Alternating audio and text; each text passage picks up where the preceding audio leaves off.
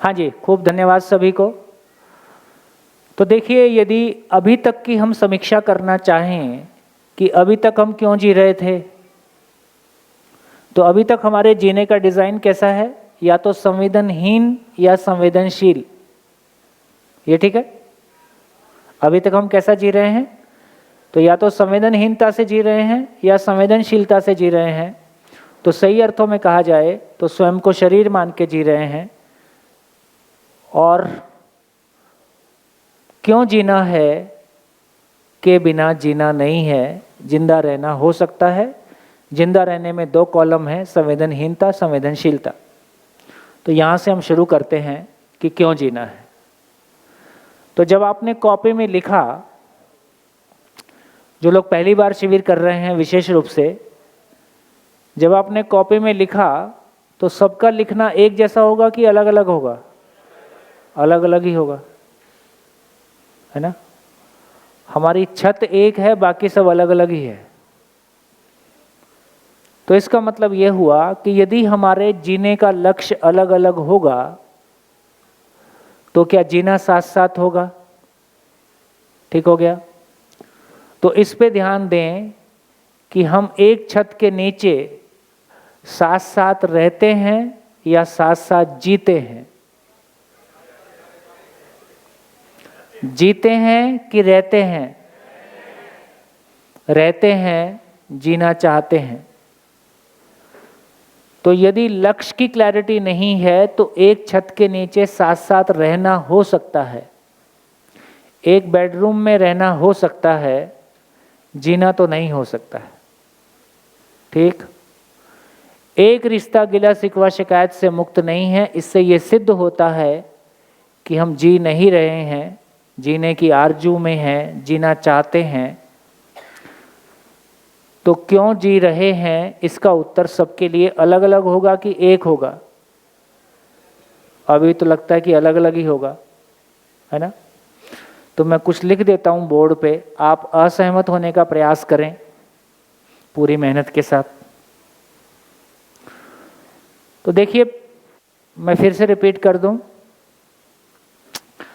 जैसा हमने ये शिविर शुरू किया तो क्या कहने की कोशिश कर रहे हैं कि यदि इस सृष्टि में जड़ संसार को लेके कोई नियम है, और नियम का मतलब है कि जो परिवर्तन नहीं होता है, यदि मानव भी इस सृष्टि की इकाई है तो इस सृष्टि का कोई नियम मानव पे भी काम करता होगा कि नहीं करता होगा? करता होगा। अभी जब हम मानव के बारे में बात करते हैं तो हमको लगता है कि सब कुछ सबका अलग अलग होता है, समझ सबकी अलग अलग, मान्यता सबकी अलग अलग, सही गलत सबका अलग अलग, जीना सबका एक छत के नीचे। और उसमें अपने में जूझना होता है, अपनों से जूझना होता है।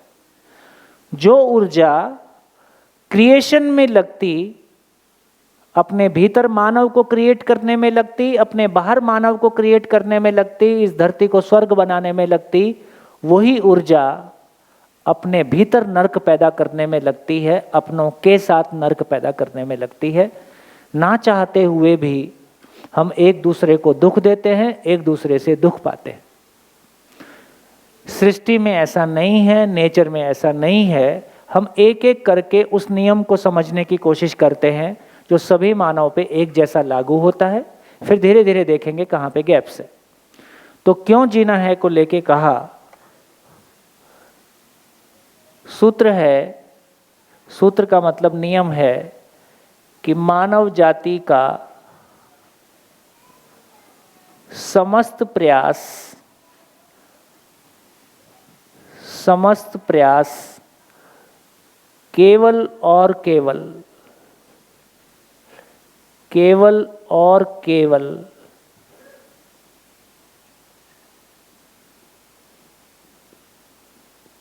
सुखी होने के लिए है।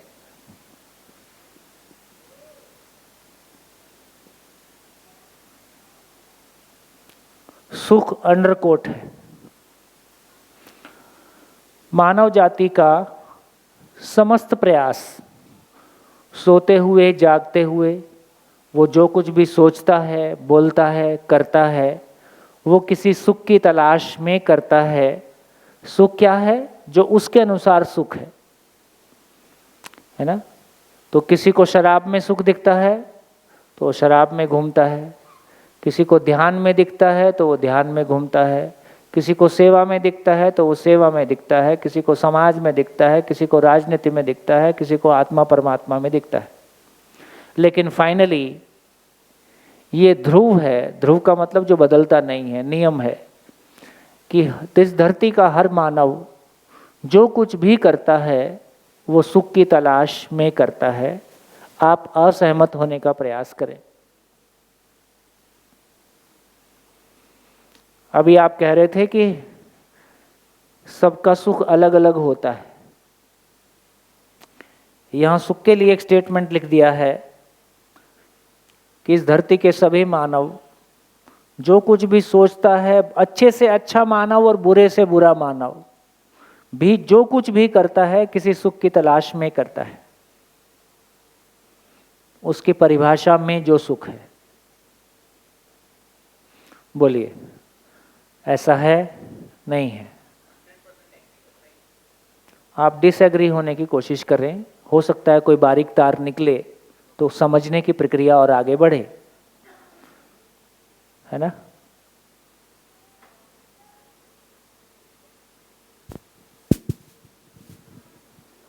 साइकोलॉजी में बोलते एक सेल्फ सैबोटेजिंग कॉन्सेप्ट है। क्या होता है उसमें? उसमें खुद की ही हानि करना चाहते हैं लोग, खुद को नुकसान पहुंचाना चाहता है। हाँ, तो वो क्यों? आपने कभी पहुंचाया? वो तो सबकॉन्शियस लेवल में होता है, पता नहीं मुझे। कभी हम कोई सिचुएशन में सेल्फ सैबोटेजिंग एक्ट करते हैं, किसी में। हाँ जी, किसी ने किया है? किसी ने कभी खुद को नुकसान पहुंचाने की कोशिश की हो गुस्से में, परेशानी में? तो डायरेक्टली उससे ही बात करें ना। हाँ जी, माइक दीजिए, माइक पकड़ो। कोई किसी ने किया हो तो वही बताएगा ना, वो अपने किए नहीं है तो कैसे पता चलेगा?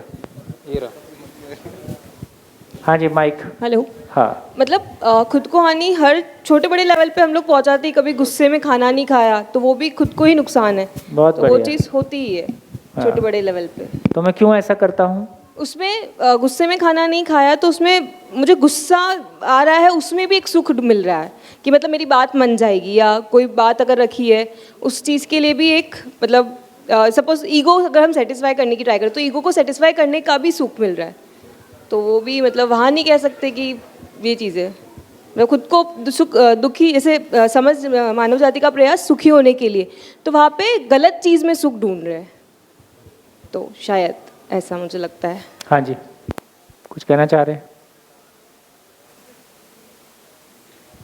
इसी के सपोर्ट में ही है कि हर समय जैसे खाने का भी है तो खाना हम ओवर ईटिंग कई बार मैं खुद भी कर लेता हूँ। जब टेस्टी होता है तो तलाश तो सुख की करते, लेकिन बाद में तो प्रॉब्लम होती ही है। बाद की चर्चा अभी नहीं कर रहे हैं। अभी जो उन्होंने कहा उस पर कोई रिस्पॉन्ड करना चाहता है तो करें। हाँ, मैं इससे डिसएग्री करता हूँ थोड़ा। हाँ, कभी कभी ऐसा होता है कि इंसान की तीव्र इच्छा होती है, मेरी खुद की होती है कि मैं ये काम करूँ, लेकिन मम्मी बोलती है कि नहीं करना है, तो दुखी होने के बावजूद भी मैं वो काम नहीं करता हूँ, तो उसमें तो मैं दुखी हो रहा हूँ ना। बढ़िया। एक रियल टाइम एग्जांपल लो जो घटा, उसकी चर्चा करते हैं। हाँ जी। जैसे 2011 में मेरा NIT त्रिची में एडमिशन हुआ था। परिवार वालों ने बोला कि नहीं जाना है, तो मैं नहीं गया। मैं परेशान था, दुखी था, लेकिन कोशिश ये कर रहा था। क्यों नहीं गए? चले जाते। नहीं, वो खुश थे ना। मैंने चूज किया उनका खुश रहना और खुद का आपने दुखी ये रहना। क्यों नहीं चूज किया कि मैं त्रिची जाऊं? नहीं, क्योंकि वो खुश नहीं थे उस चीज से, और मेरे यहाँ रुकने से वो खुश थे, है ना। तो इसका क्या मतलब निकला? इसका इतना ही मतलब निकला कि त्रिची जाने से जो बड़ा दुख मिलने वाला था उसकी तुलना में त्रिची ना जाना छोटा दुख था। तो बड़ा दुख लेने की बजाय हमने छोटा दुख चूज किया।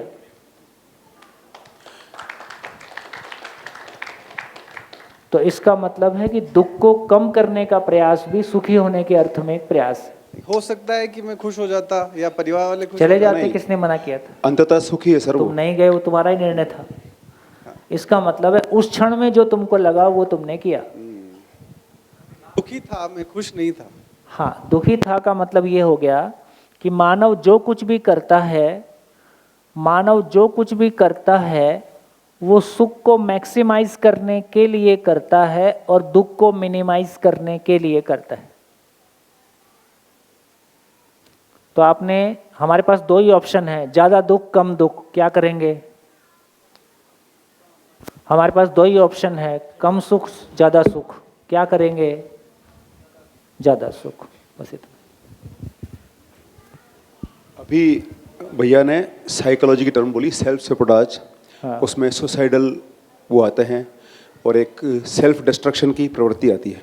जैसे कई बच्चे होते हैं ना, बचपन में 11वीं क्लास में मैंने भी किया था, घरवालों से गुस्सा होकर के और अपने प्रयासों को खराब करना, या कि सब कुछ आप आ रहे हैं फर्स्ट पोजीशन पे लेकिन आप उसको छोड़ करके दूसरे कुछ करने लग जाते हैं। लेकिन वो भी अंततः सुख की तलाश ही होती है, अपनी बात को सुनाने की। क्या सुख की तलाश थी? अपने आप को जो कष्ट देते हैं ना बच्चे, कई बच्चे अपने सिर को दीवार से मार देते हैं, या कोई किसी बच्चे को गुस्सा आते जाता है, या युवा होता है ईंट तोड़ दी अपने हाथ से, घायल हो गए, लेकिन वो सुख की तलाश ही कर रहे होते हैं उस वक्त भी। उसमें कैसे कर रहे होते हैं वही कि समझाओ। अपने अपने आप को दुख पहुंचा करके सामने वाले की अपने बात को ठीक से रखने के लिए, तीव्रता से रखने के लिए हाँ। कोशिश की जाती है, ताकि वो बात हमारी समझ जाए और अंततः सुख की तलाश वो उसमें ही अंत करता है। तो दो पॉइंट आ गए। एक पॉइंट तो ये आया कि मेरे अंदर इतना दुख इकट्ठा हो गया है, मैं कोई एक एक्ट करके उसको वेंटिलेट करता हूँ। दूसरा, या मैं कोई ऐसा एक्ट करता हूँ जिसकी वजह से मैं जिस पॉइंट ऑफ व्यू को दूसरे को कन्वे करना चाह रहा हूँ उसको वो कन्वे हो जाए, उसकी इंटेंसिटी कन्वे हो जाए। मैं आपको प्यार करता हूँ और आपको समझ नहीं आ रहा है तो मैं आपके लिए अपना नस काट के दिखा सकता हूँ। तो मैं अब उसके लिए एंगल अलग अलग हो सकते हैं। अब वो किस एंगल से कोई क्या कर रहा है, जिसने किया होगा वो बोलेगा तो पता चल जाएगा। हाँ, उसमें एंगल अलग अलग है। हाँ जी सर, इसमें एक और चीज़ है, मतलब एक और लेवल है। जैसे सर ने बोला सेल्फ सेबोटेजिंग, मतलब उसमें एक और वर्ड है मैसोकिस्ट, मतलब लोगों को खुद को दर्द पहुंचा के खुशी मिलती है। ये मैंने किया हुआ है sir. People even cut themselves, मतलब अपने आप को कट भी लगाते हैं, क्योंकि मतलब कहीं ना कहीं बहुत सारे ऐसे लोग होते हैं जिनको अंदर इतना गिल्ट होता है कि वो फिजिकल पेन खुद पे करते हैं, ताकि उनको मेंटल पेन, जो साइकोलॉजिकल, जो अंदर से गिल्ट वगैरह है, उस चीज़ को कम करने के लिए वो फिजिकल पेन अपने आप पे अफ्लिक्ट करते हैं। तो वो भी एक लेवल है कि वो मेंटल पेन को कम करने के लिए अपने आप को फिजिकल पेन देते हैं। मैंने किया हुआ है सर, ये दीवार में घूसा मार के ईंट को बाहर निकाला हुआ है, मैंने किया हुआ है। क्यों किया था? लेकिन इसलिए नहीं कि अपने को पेन देना है, अपनी पेन को एक्सप्रेस करने के लिए किया हुआ है, कि वो बात मेरे पेरेंट्स को, मेरे आसपास वाले लोगों को समझ में आ जाए। हाँ। तो इसमें इतना कॉम्प्लिकेशन नहीं है, बहुत सिंपल सी बात है। गुस्सा आया, बात नहीं सुन रहे, दिमाग अब सुन लेंगे, उसके बाद भी कई बार नहीं सुनते हैं, तो अंततः वो सुख की ही चाह होती है। मुद्दे की बात ही है। Thank you sir. हाँ जी, पीछे माइक, पीछे माइक।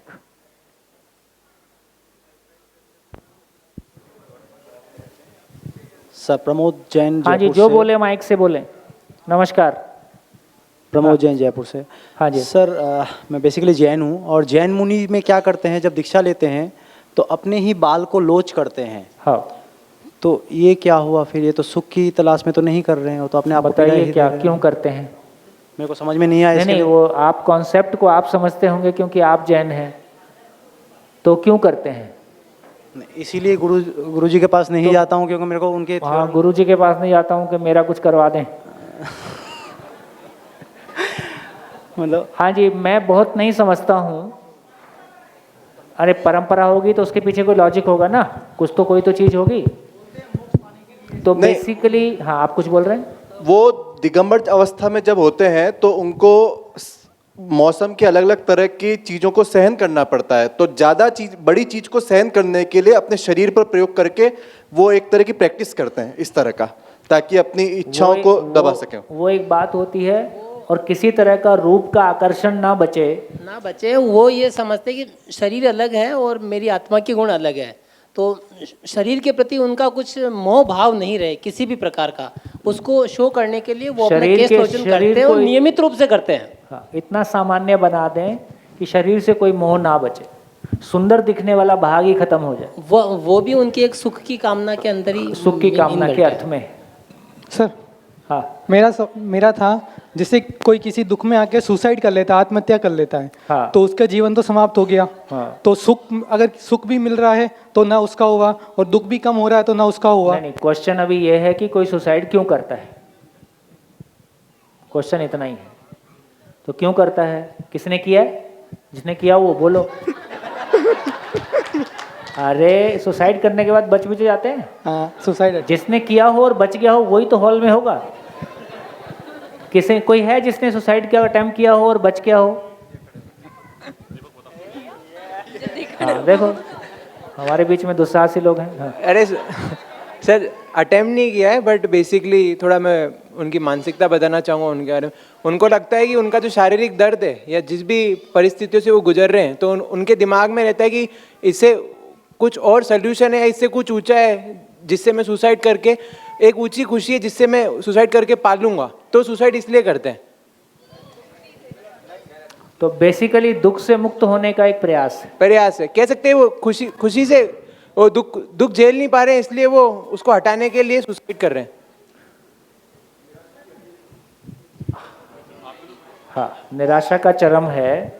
तो निराशा के चरम का इतना ही मतलब हुआ कि जिस दुख से मैं जूझ रहा हूँ उसको हैंडल करने की मेरी ताकत नहीं है। मैं उस दुख से मुक्ति पाने के लिए शरीर से मुक्ति पा जाऊं, तो उस दुख से मुक्ति पा जाऊं, यही एक रास्ता मेरे को दिखाई देता है। तो दुख से मुक्त हूँ। अरे ठहर जाओ, किधर हो? हाँ, मैं दिखूंगी नहीं इसीलिए बोल रही थी। हाँ, तो जैसे दुख से मुक्ति पाना। कौन है भैया, चेहरा तो दिखाओ। दुख से मुक्ति, हमको क्यों दुखी कर रही हो? दुखी नहीं, जैसे अपन बच्चे तो समझ होती है कि हम सुसाइड कर रहे हैं ताकि किसी चीज़ से भागे, बट मैं मेरा बेटा 8 साल का है, इसी की बात बताऊंगी। जैसे इसके फादर आर्मी में, और लास्ट टाइम वो छुट्टी आए थे तो शाम को इसको पढ़ाने बैठते थे। तो एक दिन इसने मुझे बोला, मैं सोच रहा हूँ छत से जाके कूद ही जाऊँ, क्यों कि शाम को कहीं पढ़ाएंगे वापस। मतलब किसी ना किसी चीज़ को अपन सहन नहीं कर पाते हैं और उससे वो भागने की कोशिश करता है, तो उसके पास ऑप्शन ये होता है कि मैं मरूंगा तो मुझे नहीं करना पड़ेगा। क्योंकि अगर ये बच्चा ये कह रहा तो इसका मतलब यही होता है कि वो फेस नहीं कर पा रहा उसको। बिल्कुल बिल्कुल बिल्कुल, बहुत तो अगर आप फेस कर लोगे तो आपके माइंड में सुसाइड का नहीं आएगा। तो माँ बाप का देखिए इसका सूत्र है, बहुत बढ़िया बात आपने बोली है। और मेरे को लगता है कि जिंदगी को जितना फ्लोर पे लाएंगे उतना हमको समझने में मदद मिलेगी। जबकि उससे पता नहीं है कि सुसाइड क्या होता है, बट उसको ये लगा कि अगर मैं गिर जाऊंगा तो उसके बाद मुझे सहन नहीं करना। सूत्र लिखो।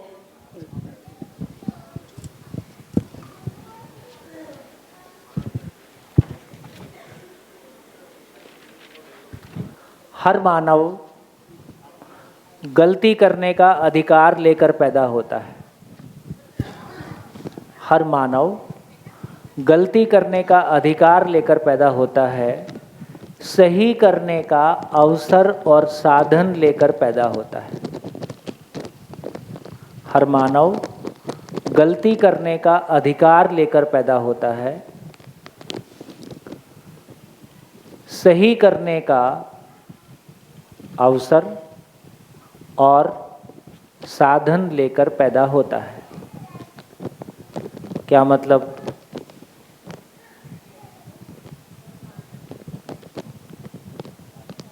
हो गया? फिर से बोलूं? वो छोटे क्लास में हमको इमला बोलते थे।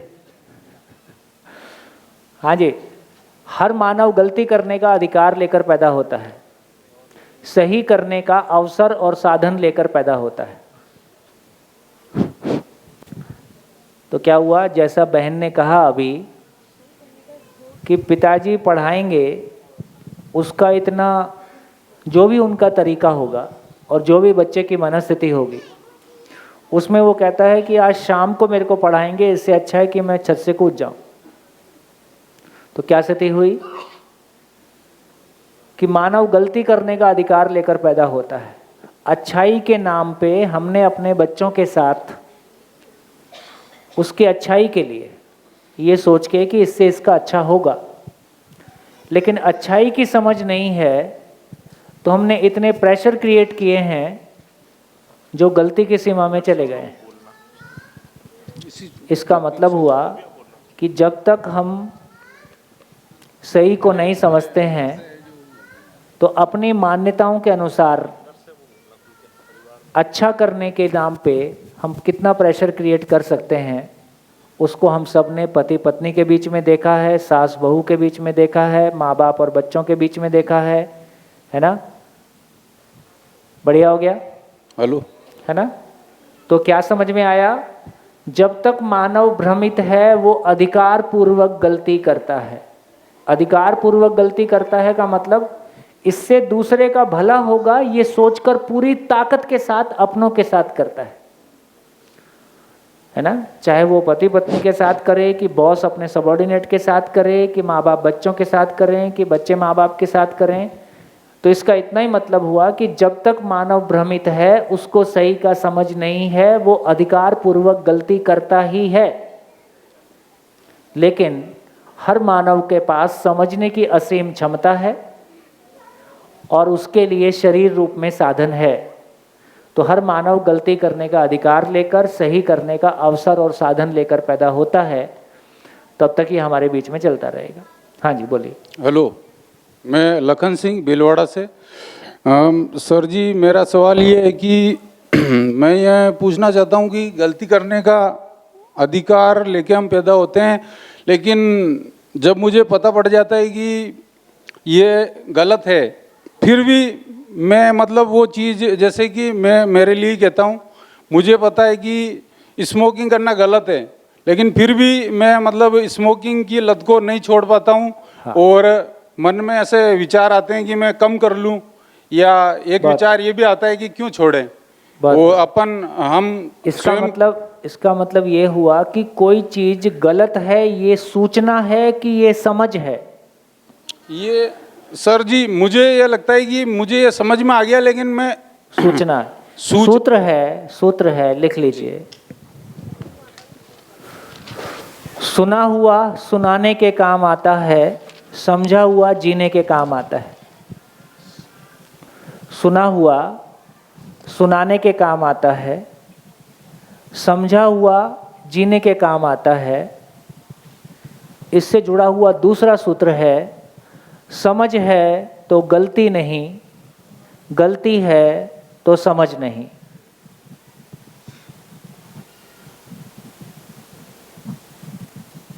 क्या मतलब? जैसे समझ है तो गलती नहीं, गलती है तो समझ नहीं। जैसे हम सबको पता है कि पानी पीने से प्यास बुझता है।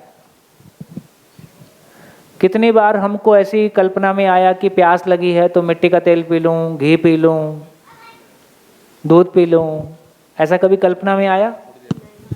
तो जिस मामले में हमारी क्लैरिटी बन गई है, उस मामले में कल्पना में भी गलती नहीं है। व्यवहार रूप में होना तो बहुत दूर की बात है। इसका अर्थ यह हुआ कि जिस मामले में मुझसे गलती हो रही है, चाहे वो स्मोकिंग की है, चाहे वो चुगली खेलने की है, चाहे वो अपनों के साथ कोई दुर्व्यवहार करने की है ना, चाहे कोई संबंध में पीड़ा है, इसका मतलब है कि यदि कोई गलती हो रही है, इसका मतलब मेरी उस मामले में समझ बनी है कि नहीं बनी है? नहीं बनी है। तो समझ है तो गलती नहीं होगी। गलती हो रही है, इसका मतलब उस मामले में समझ नहीं बनी है। तो सिगरेट पीने के मामले में अभी समझ नहीं बनी है।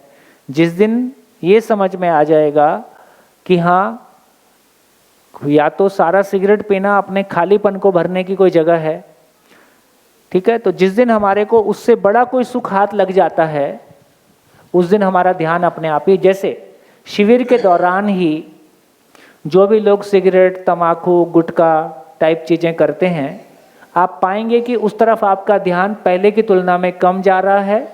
ऐसा अपने आप ही होने लगेगा। जैसे जैसे मन इधर लगना शुरू हो जाएगा, वैसे वैसे अपने आप ही उधर से ध्यान आपका हटना शुरू हो जाएगा। हाँ जी, बोलिए। जी सर जी, सही है ये बात तो कि ध्यान कम होता है, लेकिन कुछ समय बाद वापस जब तलब लगती है तो फिर वो ध्यान हट जाता है हमारा। कोई बात नहीं, कोई बात नहीं। तो कोई चिंता नहीं करो, नेगेटिव चीज़ों के बारे में कोई चिंता मत करो। सिगरेट पियो, तम्बाकू खाओ, गुटखा खाओ, और जो करते हो वो भी करो और 2 गुना करो, कोई चिंता नहीं करो। क्या करना है? मानव जो कुछ भी करता है किसी सुख की तलाश में करता है।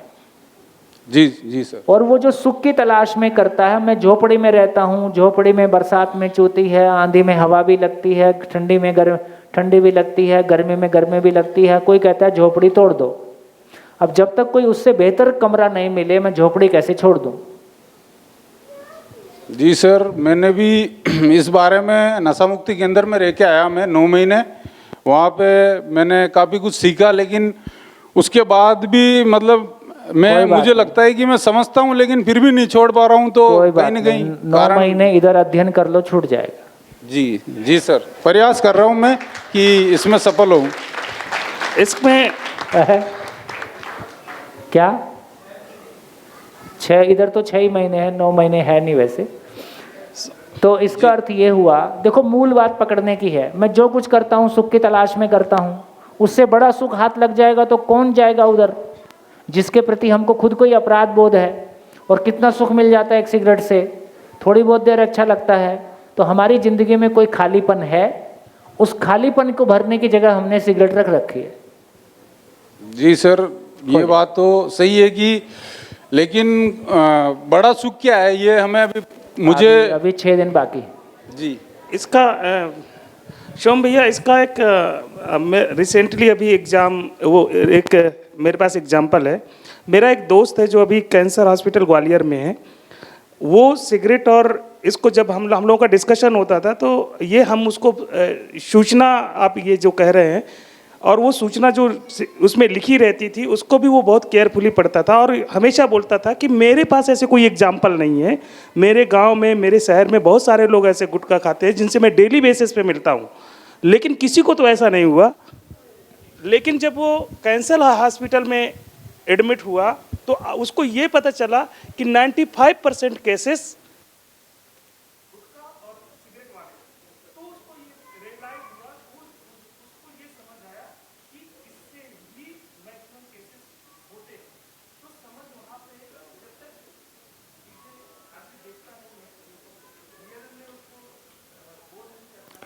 जो शब्द इन्होंने अभी यूज़ किया कि रियलाइज होना, कोई क्षण होता है जब वो हमको रियलाइज हो जाता है, फिर वो स्थिति अलग होती है। बढ़िया, धन्यवाद। तो कहाँ पहुँचे, फिर से आगे बढ़ें। हाँ जी, आगे वाले जी।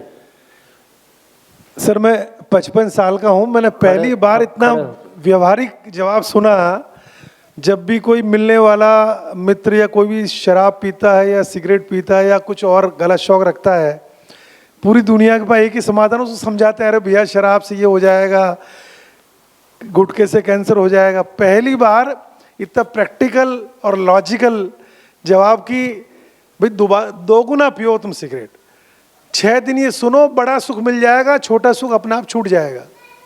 तो सारा प्रयास या तो सुख छूट जाएगा या तुम छूट जाओगे।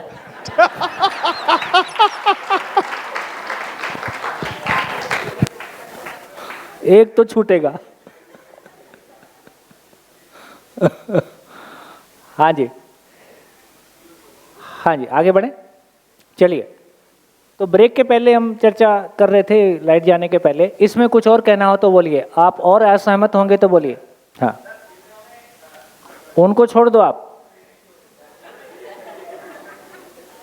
एक प्रश्न पूछा था कि मुझे समझ नहीं आ रहा बड़ा सुख क्या है। आपको माइक की जरूरत नहीं है। नहीं है ना, आप छोड़ दो माइक, ऐसे ही बोलो। हाँ, एक्चुअल में एक हाँ, ऐसे रखो, ऐसे ऐसे। एक सच्ची घटना है, स्मोकिंग से ही लेकर है। एक पिता काफ़ी स्मोकिंग करते थे, वो सारे काम कर लिए, कैंप में जाना, ये करना, उनके रिलेटिव समझा चुके, पत्नी बहुत परेशान थी। आखिरकार उन्हें बस अपनी बेटी से बहुत प्यार था, छोटी बेटी थी उनकी 8-9 साल की। उन्होंने एक दिन अपने पिता से कहा, वो उसको बहुत लाड़ कर रहे थे। बेटी पिता से कहती है कि पापा मैं आपसे बात नहीं करती। बोले क्यों? कि मुझे याद है आप मेरी शादी में नहीं आओगे। बोले तेरी शादी में मैं क्यों नहीं आऊँगा, मैं तो तेरी शादी में रहूँगा। कि नहीं पापा, तब तक आप मर जाओगे। मेरी टीचर मुझसे ये कहती है कि जो स्मोकिंग करते हैं वो ज़्यादा नहीं रहते। पिता ने पहली बार इतना गौर से ध्यान से ये इस बात को समझा कि मेरी बेटी जो कह रही है कि 10 साल बाद जब तेरी शादी होगी तो मैं ज़िंदा नहीं रहूँगा, और ये बात उनको गहरे में उतर गई कि मेरी बेटी का क्या होगा, इसकी इस मासूमियत का क्या होगा। वो सुख उनके लिए बड़ा हो गया। उस बड़े सुख के खातिर उन्होंने रियली स्मोकिंग छोड़ दी। Thank you sir. तो इसका इतना ही मतलब हुआ कि आदमी अभी की यदि हम जीवन शैली को देखें तो लॉजिकली बोलने को अप्रिशिएट करता है, तो लॉजिकली सूचनाओं का आदान प्रदान होता है, लेकिन आदमी भावपूर्वक ही जीता है। तो उसके जीने को जब भी कोई भाव टच कर जाता है तो उस पर कोई प्रभाव पड़ता है। तो किसी मुहूर्त में कोई घटना, कोई व्यवहार, या किसी मुहूर्त में जैसे मैंने कहा कि बड़ा सुख उपलब्ध हो जाएगा, तो फिर हम आगे की यात्रा करते हैं। चलिए, ये इसमें थोड़ा और आगे बढ़ लेते हैं। तो एक जगह हम पहुँचे कि मानव जो कुछ भी करता है किसी सुख की तलाश में करता है। इससे भिन्न कोई एग्जाम्पल आपके पास हो तो बोलिए। पीछे एक माइक, बोलिए बोलिए बोलिए बोलिए। हाँ हाँ, बोलिए बोलिए। अभी जो नशे की बात चल रही थी, तो मुझे ऐसा तो कोई नशा नहीं है, पर हाँ मुझे मेरे हस्बैंड से बहुत ज़्यादा हाँ, हस्बैंड का नशा है। वही बताना चाह रही हूँ सर। तो देखो, ये तो बड़ी खुशी की बात है। शादी को कितने साल हो गए? सुनिए तो सही।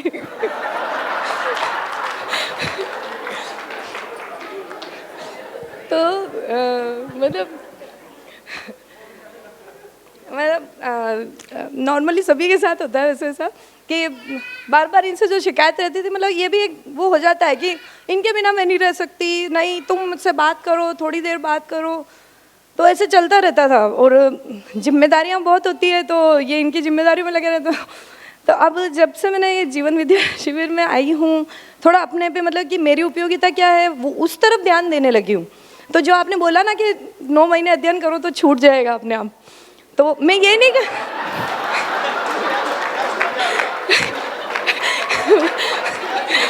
बात तो सुन ही नहीं रहे हो।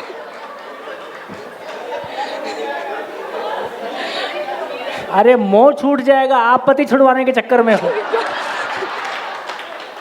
तो इनसे आपका सुख देखा नहीं जा रहा है। तो मतलब उससे मैं हम दोनों के रिश्तों में खिंचाव आ रहा था, और कुछ नहीं है। पॉजिटिवनेस जो आ जाती है वो बहुत बुरी चीज़ हो जाती है। तो अब हाँ मतलब संतुलन हो गया है कि वो नशा नहीं है, अब संबंध बन रहा है, संबंध स्थापित हो रहा है कि हाँ हम दोनों की क्या उपयोगिता है, एक दूसरे के लिए भी क्या उपयोगिता है वो पता चल रही है। बाकी पहले शरीर रूप में ही उपयोगिता समझ रहे थे, तो अब मतलब दो जो आप बोलते हो ना, 2 शरीर और 1 मन है, तो वो थोड़ी समझ में आ रही है, और उससे मैं काफ़ी अपने आप को हल्का फील कर रही हूँ, और हमारे रिचनेस आई है दोनों के रिलेशन में। बहुत बढ़िया, बहुत बढ़िया। हाँ जी, आपकी तरफ से कुछ और आता है तो बताइए। दुनिया का हर मानव अच्छे से अच्छा, बुरे से बुरा, जो कुछ भी करता है अपने सुखी होने के लिए करता है, अपने सुखी होने के लिए करता है।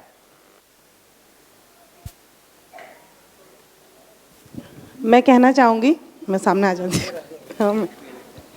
हाँ, जैसा कि अभी आपने बच्ची की स्टोरी बताई थी, उसके अकॉर्डिंग ऐसा लगता है कि हम कई बार अपने सुख से ज़्यादा किसी और के सुख अगर अपन सोचते हैं तो वो काम ज़्यादा अच्छी तरह कर पाते हैं। तो अपन ये सोच रहे हैं कि हम किसी बड़े सुख के लिए कर रहे हैं, लेकिन उससे भी ज़्यादा कई बार, जैसे उसने बच्ची का सुख देखा कि इसका फ्यूचर अच्छा करना है इसलिए सिगरेट छोड़ी, अपने सुख को देख के नहीं छोड़ा था उसने, तो दूसरों में अगर सुख देखोगे तो आपको और बड़ा हो जाएगा। मैं जो कह रहा हूँ आप उसके और मतलब बेसिकली वो अपनी बच्ची को इतना प्यार करता है, उस बच्ची से मुझको इतना सुख मिलता है। जब किसी और के सुख की आती है तो मैं अपने बच्चों को प्यार नहीं करता, मैं समाज को प्यार नहीं करता, मैं देश को प्यार नहीं करता। मूल में जाएंगे तो जो मेरे लिए सुखद है मैं वही करता हूँ। तो मैं बच्चे को प्यार इसलिए करता हूँ कि बच्चे को प्यार करने से मुझको सुख मिलता है। मैं देश को प्यार मेरे इसलिए कहने का मतलब है सामने वाले में कई बार अपना सुख मिल जाता है। हाँ वही बात, मतलब आशय उतना ही है कि सामने वाले को तो एक बार इस केंद्र में आने की जरूरत है कि बेसिकली मैं जो कुछ भी करता हूं मेरे सुख के लिए करता हूं। ऐसा जांच के देखो ऐसा है कि नहीं। आप जो कुछ भी करते हो अपने सुखी होने के लिए करते हो, आप उससे सुखी होते हो इसलिए करते हो, ऐसा है कि नहीं है? हाँ हो सकता है, लेकिन स्टार्टिंग में हमारे माइंड में ये नहीं आता कि अपने लिए, हमें पहले जब किसी और का सोचते हैं तो वो जल्दी कर पाते हैं, अपना फिर भी हम एक बार छोड़ देते हैं, लेकिन दूसरों में सुख ढूंढेंगे तो जल्दी कर पाएंगे। दूसरों का मतलब किसी को आप अपने से भी ज्यादा प्यार करते हो इसलिए ऐसा करते हो?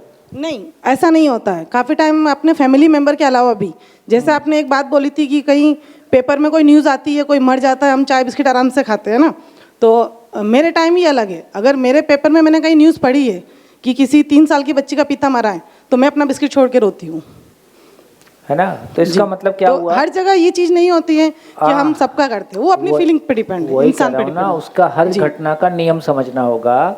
इसका मतलब है कि हम अपने आप में कोई एक संवेदनशील व्यक्ति हैं, तो दूसरों का दुख मुझको दुख जैसा लगता है तो हम उसको अच्छे से फील कर पाते हैं। ठीक है, तो उतनी बात। आगे निकलना चलिए कोई बात नहीं, अभी इसको जांचिए, अभी भी अपनी बात कोर में नहीं गई है। फिर से रिपीट करता हूं, मानव जो कुछ भी करता है अपने सुख की तलाश में करता है। एक शेयरिंग मैं कर दूं भाई। हाँ, इधर हाँ। मैं सुबह 3 बजे जगता हूं और 4 बजे मेरे घर से 100 किलोमीटर दूर जाके योग का शिविर लगा देता हूं। उसके पीछे उन लोगों का सुख नहीं है, मैं खुश होता हूं कि मैं इनको सही कर रहा हूं, मेरी खुशी है इसमें, मुझे खुशी मिलती है, मुझे सुख मिलता है कि मैं किसी बीमार को स्वस्थ कर रहा हूं।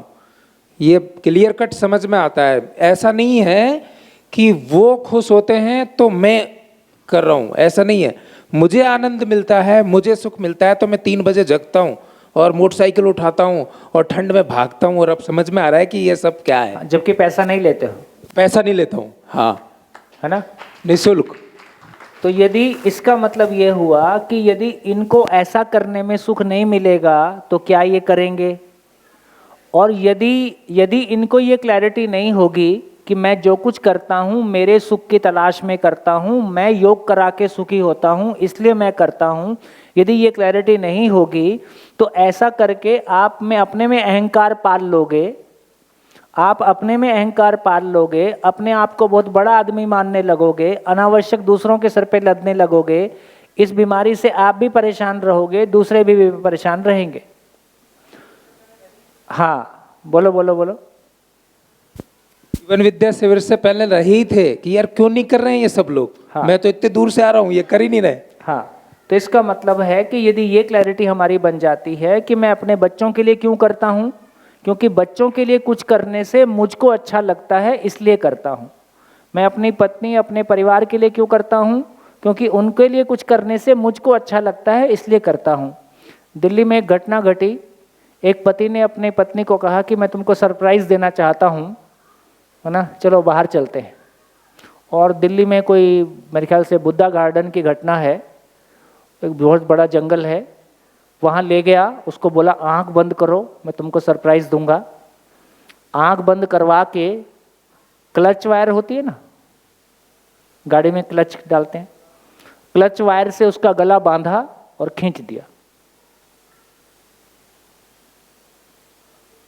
ठीक, जिस दिन उसने शादी की होगी उस दिन उससे शादी हो जाना उसके लिए सबसे बड़ा सुख था।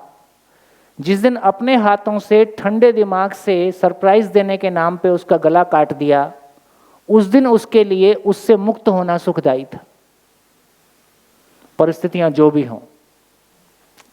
इससे एक बात को हम सोच सकते हैं, ठंडे दिमाग से सोचें कि मैं चाहे अपने बच्चों के लिए करूं चाहे किसी गेस्ट के लिए करूं, कोई गेस्ट आता है उसको देख के मेरे को बहुत खुशी होती है और उसके लिए मैं बहुत कुछ करता हूं, और कोई गेस्ट आता है मेरा मन ही मन कुड़ना शुरू हो जाता है कि ये फिर आ गया।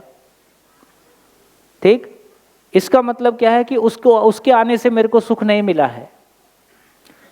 तो मैं ये कहना चाहता हूं, इसको बहुत ध्यान से अपने में देखें। मैं अच्छा करूं बुरा करूं, मैं जो कुछ भी करता हूं मेरे सुखी होने के लिए करता हूं, ना किसी पति के लिए करता हूं, ना किसी बच्चे के लिए करता हूं, ना समाज के लिए करता हूं, ना देश के लिए करता हूं। ऐसा है नहीं है? माइक।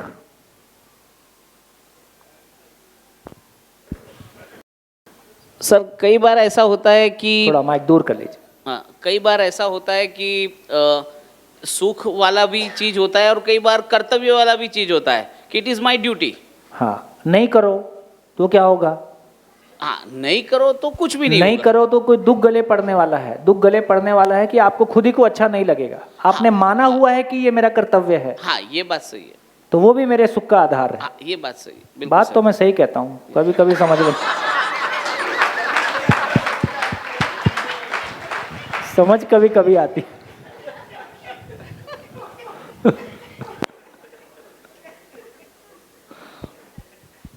हाँ जी, इस बात में बहुत दम है। आप आराम में आ जाओगे, आप रिलैक्स आ जाओगे, नहीं तो आपने जिंदगी भर यही उसके लिए मैंने इतना किया, उसके लिए मैंने इतना किया, और उसने ये किया, और मैं वो हूँ, और मैं इतना महान, और उसको देखो। हमने अपने आप को बहुत परेशान किया है और दूसरों को भी परेशान किया है। एक बार ये क्लैरिटी आ जाए, आपने जो कुछ किया है उस क्षण आपके सुखी होने के लिए वो करना आपकी जरूरत थी, इसलिए आपने किया है।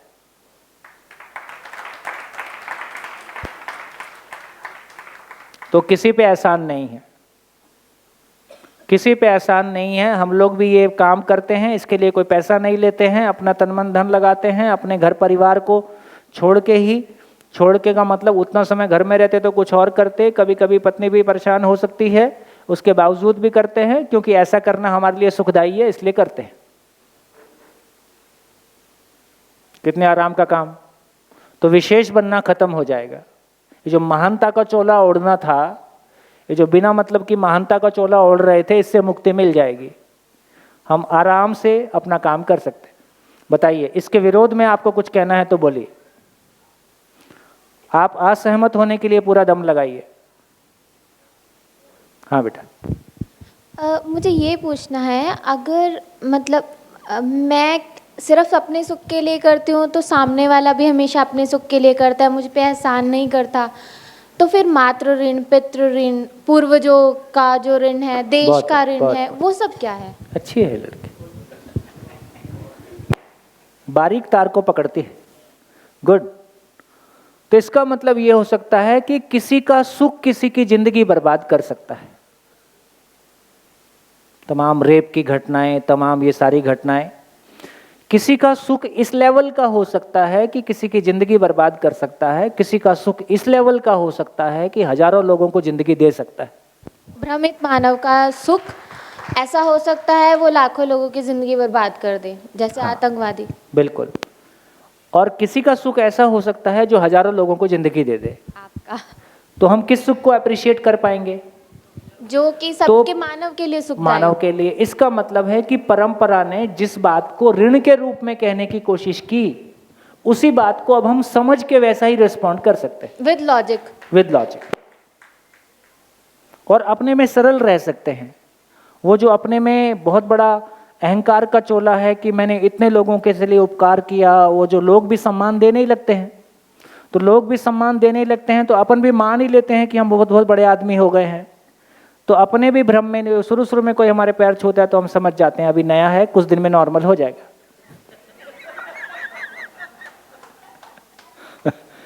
तो ना अपने भ्रमित हो, ना सामने वाले को परेशान करें।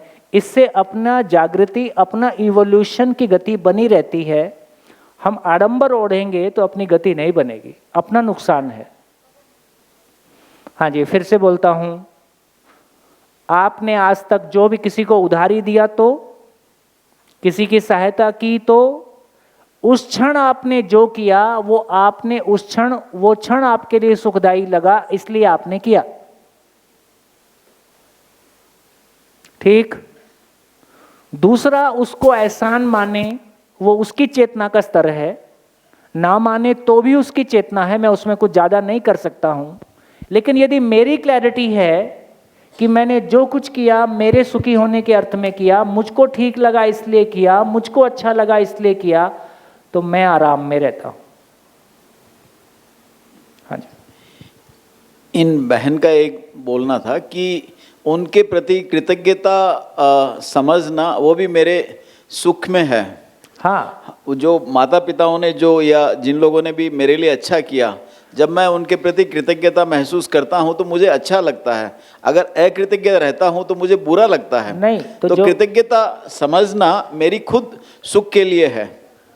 तो मैं दूसरे के किए को रिकग्नाइज कर पाता हूं, जैसे माँ बाप ने किया, समाज में किया, या मान लीजिए शिविर के माध्यम से आपकी ज़िंदगी में कोई बदलाव आता है। यदि शिविर के माध्यम से आपकी ज़िंदगी में कोई बदलाव आता है, किसी की ज़िंदगी में बदलाव आए और वो कृतज्ञ ना हो, उसके प्रति सम्मान से ना भर जाए, ऐसा होता ही नहीं है। प्रकृति में बेईमानी की गुंजाइश नहीं है, होगा ही, है ना। तो इसलिए कि काफ़ी फिर आराम का काम हो गया, ना हम झंझट में आए ना सामने वाला झंझट में आए, आराम से। हाँ जी बोलिए, ऐसा है। हाँ जी, माइक। ये जो हमारी पीड़ा है ना, मैंने उसके लिए इतना किया, मैंने उसके लिए इतना किया, उससे मुक्ति की बात कह रहा हूँ।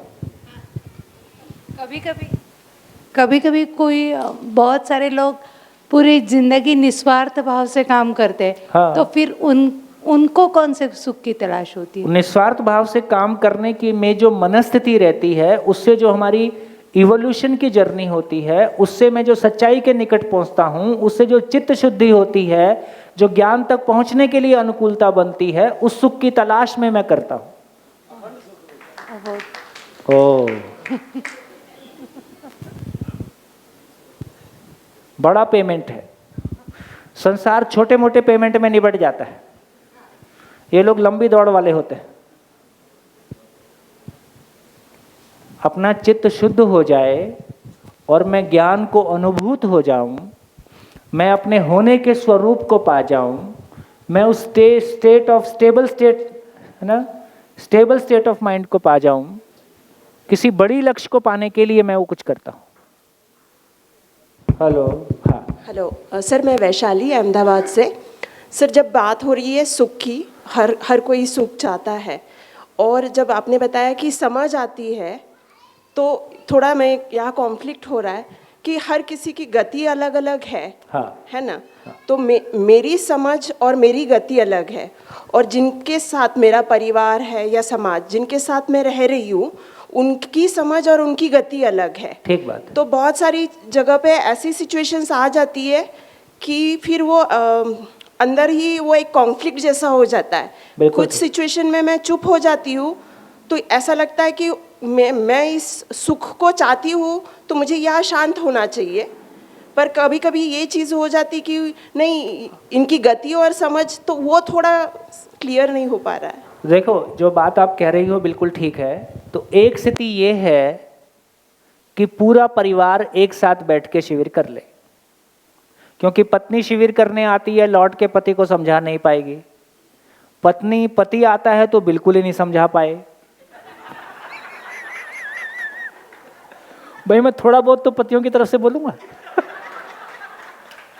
पति समाज की रक्षा भी करना।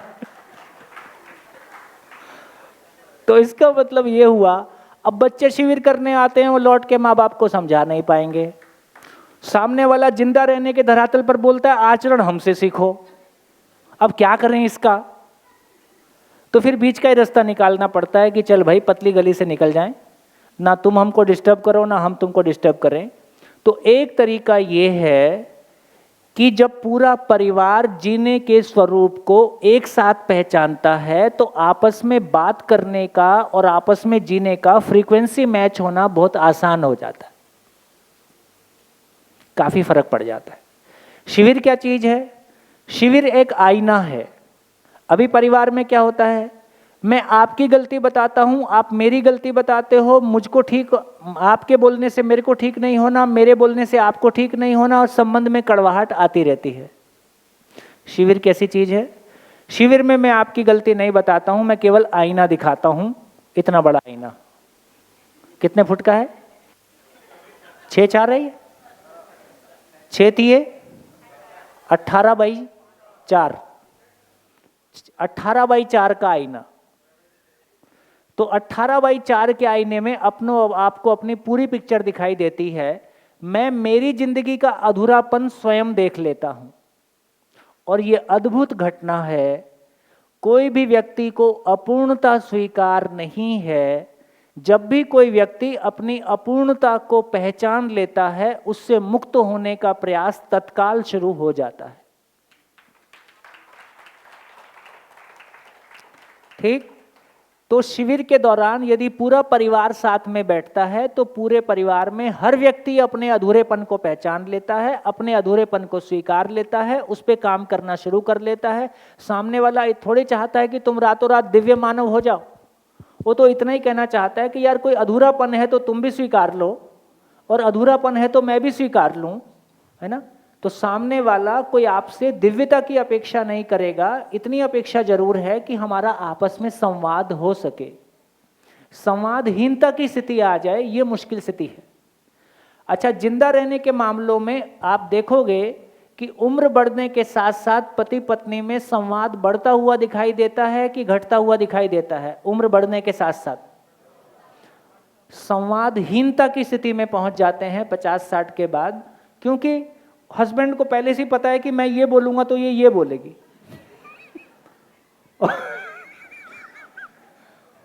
दोनों को एक दूसरे के क्वेश्चन भी पता है, आंसर भी पता है, अब बोले तो क्या बोले। और उसमें अधिकांश बातें ऐसे हैं जिसमें असहमति है, और वो असहमति की बर्फ इतनी जोर से जम गई है कि अब ये पिघलेगी इसकी संभावना भी नहीं है, और छत वही रहनी है, वो बदलेगी नहीं। तो क्या करें? तो भैया चुप रहें और काम की जितनी बातचीत में कम से कम में काम चल जाए उतनी बातचीत में काम चलाएं। तो अब इसका अब एक जन शिविर में आ गया, आप अकेली हैं कि किसी अकेली आई? अब आप अकेली आई हैं, इसमें दोनों अपॉर्चुनिटी हैं। इसमें थोड़ा चैलेंज बड़ा है कि अपनी समझ के साथ अपने परिवार में लोगों की एक अच्छी बात यह है कि अच्छा आचरण सभी को स्वीकार होता है। मानव के पास ऐसी कोई हैसियत ही नहीं है कि वो सही आचरण को अस्वीकार कर पाए।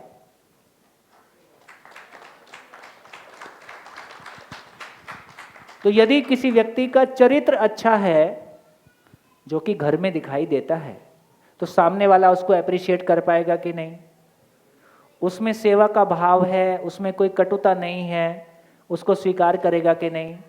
तो हमारे में जो इस शिविर करने के प्रोसेस में और उसके बाद अध्ययन के प्रोसेस में जो हमारी बॉडी लैंग्वेज में चेंज आता है, हमारी खुशी में चेंज आता है, हमारी मनस्थिति में चेंज आता है, हमारे बिहेवियर में चेंज आता है, इसको घर के लोग नोटिस करते हैं। और वो नोटिस करने से कोई पॉइंट पे वो तैयार हो जाते हैं कि चलो देख लेते हैं तुम क्या करते हो, है ना। तो हो सकता है थोड़ा धैर्य की आवश्यकता है, थोड़े इंतजार की ज़रूरत है ना। धीरे से, बस पति पत्नी संबंध में थोड़ा सा मुश्किल है क्योंकि दो को साथ चलना जरूरी है। बाकी कोई बच्चे साथ ना चलें कोई बात नहीं, आगे पीछे जैसा होगा देखेंगे। लेकिन ये पति पत्नी का परिभाषा है एक मन दो शरीर। दोनों का मन एक दूसरे को छूता है, दोनों का मन एक दूसरे से प्रभावित होता है। इस क्रम में देखो जो कुछ भी बातें हो रही हैं ये हजारों साल की मनस्थिति को हैंडल करने की बात है। आज मेरी मनस्थिति जैसी है ये एक दिन का रिजल्ट है, ये हजारों शरीर यात्राओं का, कई सौ शरीर यात्राओं का मामला है।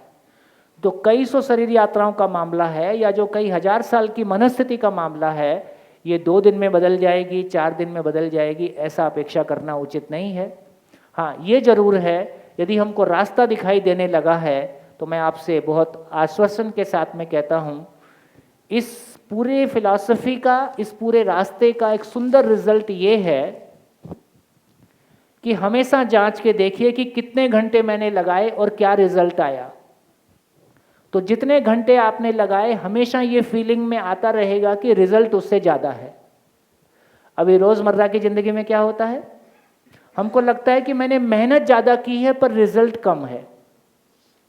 यहाँ कैसा लगेगा, मैंने मेहनत कम की है रिजल्ट ज़्यादा है। मेहनत कम की है रिजल्ट ज़्यादा है, ये हमारे उत्साह को बनाए रखता है। थोड़ा सा शिविर के बाद में वीकली गोष्ठी, इसकी कंटिन्यूटी को बनाए रखना एक बड़ा काम होता है, वो बन जाने से हो जाएगा। हाँ जी। ये बात से सहमत हूँ कि हम जो भी करते हैं हमारे खुशी के लिए करते हैं। हाँ। लेकिन कोई कोई ऐसे इंस्टेंट्स होते हैं घर पे या समाज पे, कोई काम हमें कंपल्शन के प्रति करना पड़ता है, मतलब मन मार के। हाँ। क्योंकि संबंध बनाए रखना चाहिए। हाँ। अगर मुझे कोई घर वाले ने काम दिया और अगर मैं ना कहूँ मेरे खुशी के लिए, तो वो संबंध बिगड़ेगा। तब भी आपने अपनी खुशी के हाँ, लिए किया, तभी वो क्योंकि बात मैं भी सही दुखी है। दुखी हाँ, होना नहीं चाहता। हाँ, वो भी बात सही है। वो भी मैंने ओवर रूल करके मेरे खुशी के लिए किया कि मुझे संबंध बनाए रखना चाहिए। बस। अब मैं वो ना करूँ हाँ। और मैं खुद के खुशी के हिसाब से जीऊँ, तो लोग सेल्फिश करेंगे और मेरे संबंध टूट जाएंगे। वो आपकी चॉइस है। तो अब कहीं तो रास्ता मुझे मेंटेन करना वो भी पड़ेगा। आपकी चॉइस है। नहीं तो जीवन विद्या मतलब मैं इधर उसको यहाँ जोड़ से के कोई सब- उपदेश है नहीं। हाँ, नहीं है वही। मेरी मन मर्जी भी करूँ और संबंध भी रखूँ। करना सब आपको ही है, रास्ता आपको निकालना। यहाँ से ये नहीं कहा जाएगा कि आपको ऐसा करना है। सुखी होने का रास्ता ये है, चॉइस आपकी है। बैलेंस करना पड़ेगा। कितना सुंदर। तो ना मेरे को मेरे बेटे को कन्विंस करना है, ना वाइफ को कन्विंस करना है। मेरा बेटा गलती करेगा तो दुखी होना निश्चित है, और मैं मेरे बेटे के दुखी होने से दुखी होता हूं, तो ये मेरी प्रॉब्लम है।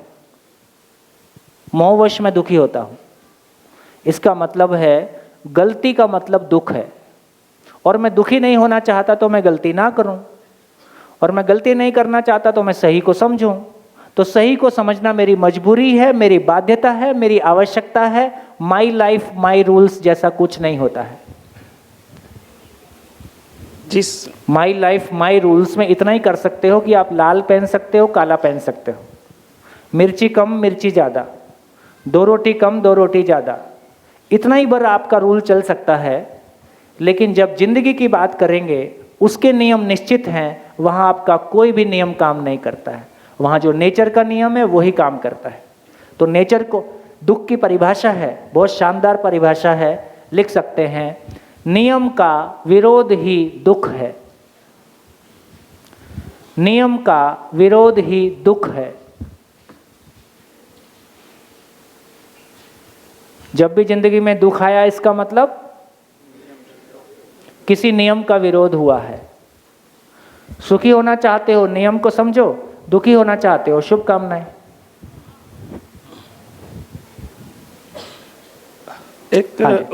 मैं सोम भैया अभी मेरा जो जॉब है वो ट्रैवल ज़्यादा रहा है, तो अक्सर मैं ट्रैवल करता रहा, और मेरी शादी के 10 साल हो गए हैं। 8 साल तक मैंने अपनी पत्नी को ये नहीं समझा पाया कि मैं जो बार बार उसका फ़ोन आता है, मैं उसका फ़ोन नहीं रिसीव कर पाता हूँ, या रिसीव करता हूँ तो बार रोक कहता हूँ कि अभी मेरे पास काम है इसको, और ये हमेशा कॉन्फ्लिक्ट होता रहा। कन्विंस और समय के रहते ये मेरे लिए बड़ा ही सुखद, अब दूसरे लोग जो भी कहें, पर ये जो समय आया कोरोना काल 2 साल, वो मेरी ज़िंदगी का सबसे सुखद अवसर था। क्योंकि मुझे जब वर्क फ्रॉम होम मिला तो उसको ये समझ में आया कि व्यक्ति कितना काम में बिजी रहता है, तो उसका जो केयरिंग मेरे प्रति मेरे को लेकर के बढ़ा, वो बहुत ही मेरे लिए सुखद रहा। और उसको आज मैं यहाँ 7 दिन के लिए आया हूँ, केवल उसको ये मैंने टाइम टेबल भेजा हुआ है कि ये शिविर का टाइम टेबल है, तो उसका फ़ोन उसी टाइम पे आएगा जब मैं फ्री होऊंगा। और आप क्यों नहीं कर लेते? या मैं भी करता हूँ, शाम को मैं करता हूँ, सुबह मैं करता हूँ शाम को। तो एक चीज़ जो ये हुई है कि कन्विंस जब तक स्थिति परिस्थिति का सामना मुझे लगता है नहीं होता है, उसको रियलिटी स्थिति परिस्थिति का भी है। दूसरे मेरे को लगता है कि देखो, हमारे पास अभी मानव की समझ नहीं है तो मानव की भाषा भी नहीं है ना। अभी हमारे पास वस्तु भाषा है। हम खाने पीने के बारे में बात कर सकते हैं, मशीन के बारे में बात कर सकते हैं, काम के बारे में बात कर सकते हैं। मानव की समझ नहीं है तो अपने भाव को कन्वे करने के लिए वो शब्द, वो भाषा हमारे पास नहीं है, इसलिए साथ रहते हुए भी अपने भावों को व्यक्त नहीं कर पाते। और हाँ सोम भैया, खाने पीने को लेके कहा तो उसमें भी बड़ा कॉन्फ्लिक्ट था, क्योंकि मैं 20 से 25 दिन तक बाहर ही रहता था, तो बाहर ही खाना खाता था। जब मैं घर आता था तो ये होता था कि चलो बाहर खाना खाते हैं, तो मुझे चूँकि बाहर खाना है मुझे अब अच्छा नहीं लगता, क्योंकि घर का खाना मेरे लिए इम्पोर्टेंट था। जब मैं उसके साथ वहाँ होटल या कहीं रेस्टोरेंट में जाता तो उसकी अपनी चॉइसेस, लेकिन मुझे तो सिंपल खाना, दाल या खिचड़ी, तो उसका अगर यही खाना है तो चलो हटाओ छोड़ो, और वहीं पे मतलब ये गुस्सा और ये वहाँ से हम लोग वापस। लेकिन जब इस चीज़ को रियलाइज़ किया कि समस्या क्या है, उसको पहचाना और समाधान की तरफ हम लोग आगे बढ़े जी, तो शांतिपूर्ण आज जिंदगी बढ़िया है। बढ़िया बढ़िया। हाँ जी। नियम का विरोध ही दुख है। हाँ। इसके लिए एक बहुत छोटी सी फनी घटना है मेरे पास में। फनी है, सीरियस नहीं है। मैं डिपार्टमेंट का पीआरओ रहा हूँ 10-11 साल तक, मेरे डिपार्टमेंट का। तो एक बार एक मीटिंग के लिए डीजी लेवल के अफसर जयपुर आए हुए थे। मैं जयपुर से सुधीर शर्मा हूँ। मैं चूँकि शुरू में परिचय दे चुका था इसलिए बार बार नहीं दे रहा हूँ। सुधीर शर्मा हूँ जयपुर से। तो एक डीजी लेवल के अफसर मेरे साथ थे और मेरी उनके साथ ड्यूटी लगी हुई थी कि मैं उनको टेक केयर करूं इधर उधर जयपुर शहर में घुमाने के लिए। तो हमारे शहर में ट्रैफिक बड़ा भयानक होता है, बड़ा ही ख़राब सा ट्रैफिक होता है। तो वो बड़े चिढ़ रहे थे, वो गाजियाबाद से आए थे और परेशान हो रहे थे कि सुधीर जी आपके शहर में देखिए लोग रूल्स को फॉलो नहीं करते हैं, कैसे बुरी तरह से चलते हैं, कोई इधर से आ रहा है, कोई इधर से आ रहा है, कोई किधर से आ रहा है। तो मैंने कहा सर रूल ये है, आपको रूल नहीं पता, रूल ये है कि मेरी गाड़ी चाहे जाए चाहे न जाए, ये पड़ोस वाली गाड़ी नहीं जानी चाहिए। मेरी गाड़ी जाए चले या न चले, पड़ोस की गाड़ी ना चलनी चाहिए। तो उस बात पे उसको उन्होंने उसी बात को एंजॉय करना शुरू कर दिया। बोला देखिए रूल ये भी फॉलो कर रहा है, रूल ये भी फॉलो कर रहा है, रूल ये भी। तो जो स्वीकार है उस तरह से है कि नियम का विरोध ही। ऐसा मत करो जी, नमस्ते। इतना ज्ञान मत दो। संगीता मिश्रा। हाँ जी। अभी आपने जो कहा कि नियम का विरोध ही दुख है, तो इसमें एक ये क्वेश्चन है कि एक एक्सीडेंट होता है, उस एक्सीडेंट में हस्बैंड की डेथ हो जाती है और वाइफ को जो दुख होता है, तो उस पर वाइफ ने कहाँ नियम का विरोध किया जो उसे दुख हो रहा है? वाइफ का मतलब इतना ही है कि अभी वो वाइफ है, मानव नहीं है, बस इतनी ही बात है। आखिरी दिन तक हो जाएगा।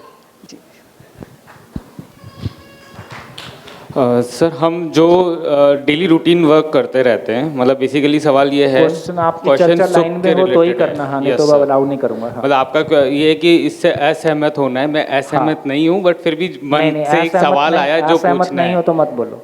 सर थोड़े असहमत हो वही बोले। ठीक है, सुन लीजिए। ओके सर मैं शॉर्ट में फिनिश कर दूंगा। ये इतने 300 लोगों का टाइम पास नहीं करना है। 300 लोग बहुत मजबूरी में अपना समय निकाल के आए हैं, इस बात को हम सारे लोग समझें। केवल कोई शेयरिंग कर दें, मेरे घर की कोई घटना सुना दें, ये 300 लोग इस बात के लिए इकट्ठे नहीं हुए हैं। इस बात की मर्यादा को अपन ध्यान में रखें। आपकी परमिशन हो तो बोलता हूँ। मेरी परमिशन अब यही है कि आप ध्यान में रखो कि 300 लोगों के लिए मैं टाइम पास तो नहीं हूँ। ठीक है। सर सवाल ये कि हम जो डेली रूटीन वर्क जो हम लोग करते हैं, कई बार उससे बोर होने लग जाते हैं कि डेली आपको ऑफिस जाना है, डेली ब्रश करना है, सोना है, खाना पीना है, वो ये छोटे छोटे काम के अलावा जो बड़े काम हैं वो भी हमारी रूटीन लाइफ में इतने डेली होने लग जाते हैं कि लाइफ में कुछ चैलेंजिंग टास्क नहीं रहता है। तो कभी कभी ऐसा लगता है क्या लाइफ है, रोज़ सुबह यही रूटीन हमें रिपीट करते रहना है और उसके अंदर हमें सुख भी नहीं मिल रहा होता, क्योंकि हमें वापस वो करना ही है, नेक्स्ट डे भी हम करेंगे और करना ही पड़ेगा। मतलब वो एक लाइफ है जो जीनी है। हो गया। बस सवाल यही था। इसमें क्या निकला? इसमें यही है कि हम लोग करते आ रहे हैं बट उसमें कहीं सुख नहीं मिल रहा है। आपने क्यों सुनाया? सर सवाल पूछना था कि क्या पूछना कि जो हम रोज काम कर रहे हैं उसमें सुख नहीं मिल रहा है, फिर भी कर रहे हैं ना। हाँ, क्यों कर रहे हैं? सुख तो है ही नहीं ना उसमें। क्यों कर रहे हैं? तो क्यों कर रहे हैं? ओके, क्योंकि जीना है, बस लाइफ का साइकिल चलता रहेगा, साइकिल चलाने के लिए, दैट्स ऑल।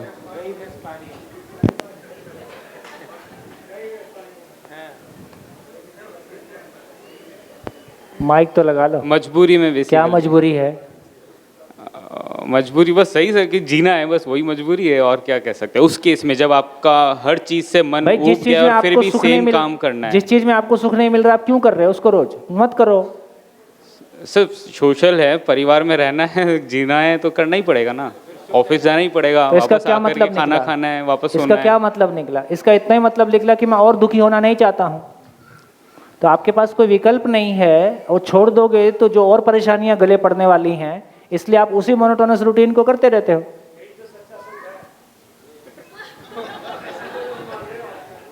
ठीक है, बढ़िया हो गया। बात पहुंची कि नहीं पहुंची? हाँ जी, ये आराम से सच्चा सुख। इसका मतलब ये हुआ ऐसे तमाम लोग हैं जो मोनोटोनस जॉब को लगातार कर रहे हैं।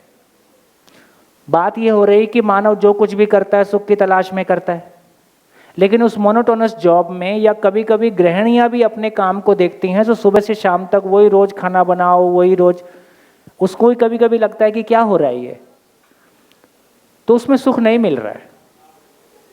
फिर भी हम क्यों करते हैं? क्योंकि हमारे पास और कोई विकल्प भी नहीं है। वो नहीं करेंगे तो और दुखी होने की स्थिति है। घर में खाना नहीं बनेगा तो भूखे रहेंगे, और दुखी होने की स्थिति है। जॉब नहीं करेंगे तो खाना खाने के लिए पैसा नहीं आएगा। कुल मिला के अपना उद्देश्य तो खाना खाना ही है। हमारे जीवन का एक ही उद्देश्य है कि खाना मिलता रहे, 2 टाइम की रोटी। तो 2 टाइम की रोटी के लिए हम जी रहे हैं, ये हमको स्वीकार नहीं होता है। लेकिन उससे बड़ा कोई कैनवस हमारे पास नहीं है, इसलिए वही करते रहना हमारी मजबूरी है, क्योंकि हम और दुखी होना नहीं चाहते। तो फाइनली ये कह रहे हैं कि मानव या तो जो कुछ भी करता है सुख को मैक्सिमाइज करने के लिए करता है, या दुख ना मिले इसके लिए कुछ करता रहता है। तो बात वहीं पहुंच गई।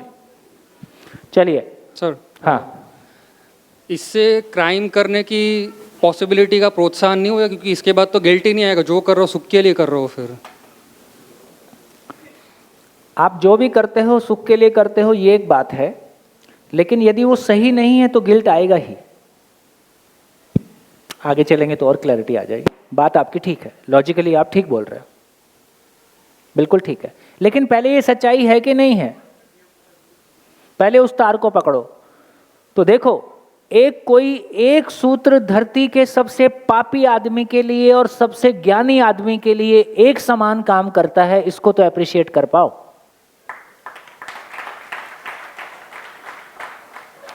तो अभी हम एक एक करके उस नियम को पहचानने की कोशिश कर रहे हैं जिसके तले मानव जीने के लिए बाध्य है, जो मानव पे लागू होता ही है।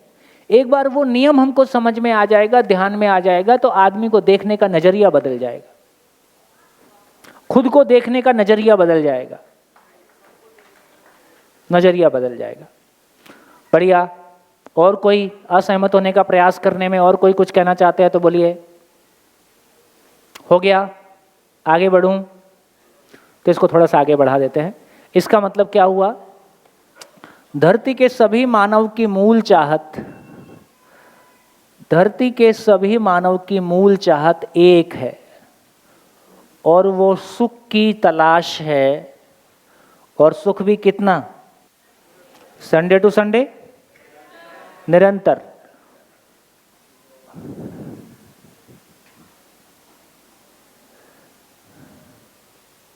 एक बात निकल के आ गई, एक बात निकल के आ गई। इस प्लेनेट पे जितने मानव चले गए, जितने हैं और जितने आने वाले हैं, सबकी मूल चाहत एक है। सभी किसी सुख की तलाश में हैं, और वो सुख कैसा हो? क्योंकि एक क्षण के लिए भी अपमान, गरीबी, दरिद्रता, अनिश्चितता, अभाव, असुरक्षा, ये कुछ भी हमको स्वीकार नहीं है। तो चाहते तो हम यही हैं, सम्मान की निरंतरता हो जाए, विश्वास की निरंतरता हो जाए, किसी वस्तु का अभाव ना हो, शरीर भी स्वस्थ रहे। चाहते तो ऐसे ही हैं। एक व्यक्ति चाहता है कि सभी चाहते हैं, तो अभी पहले मानव से निपट लेते हैं, पहले मानव से निपट लेते हैं। तो इससे क्लैरिटी बन गई कि सभी मानव ऐसा चाहते हैं। देखो, संविधान में भी मानव मानव में समानता की बात है, और हम भी जब कोई व्यक्ति अपने समान हमको देखता है तो हम सम्मानित महसूस करते हैं। समानता ही सम्मान है, ठीक? समानता ही सम्मान है। मानव मानव में समान क्या चीज है? 2 लोग ट्रेन में मिलते हैं, पहले जब मिलते थे, आजकल तो नई बात करते हैं। किसी नए व्यक्ति से मिलते हैं तो क्या पूछते हैं? कहाँ जा रहे हो, क्या नाम है, कहाँ के रहने वाले हो? वो कहता मुंबई जा रहा हूँ। कोई नहीं, मेरे अंकल वहाँ रहते हैं।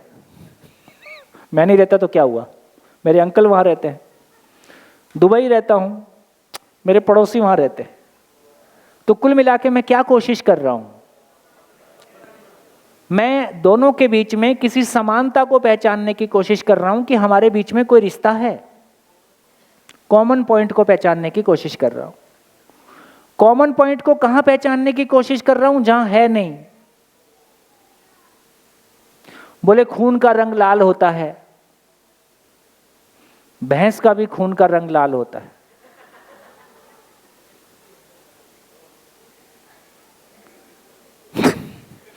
तो ये फिल्मी डायलॉग से दुनिया नहीं चल रही। तो पहली हमारी शक्लें अलग हैं। किसी के भी शरीर का कोई भी चीज का एनालिसिस करके देखेंगे तो सबका अलग अलग मिलेगा। ब्लड का WBC, RBC, प्लेटलेट्स एक मिलेगी, अलग अलग मिलेगी, अलग अलग मिलेगी।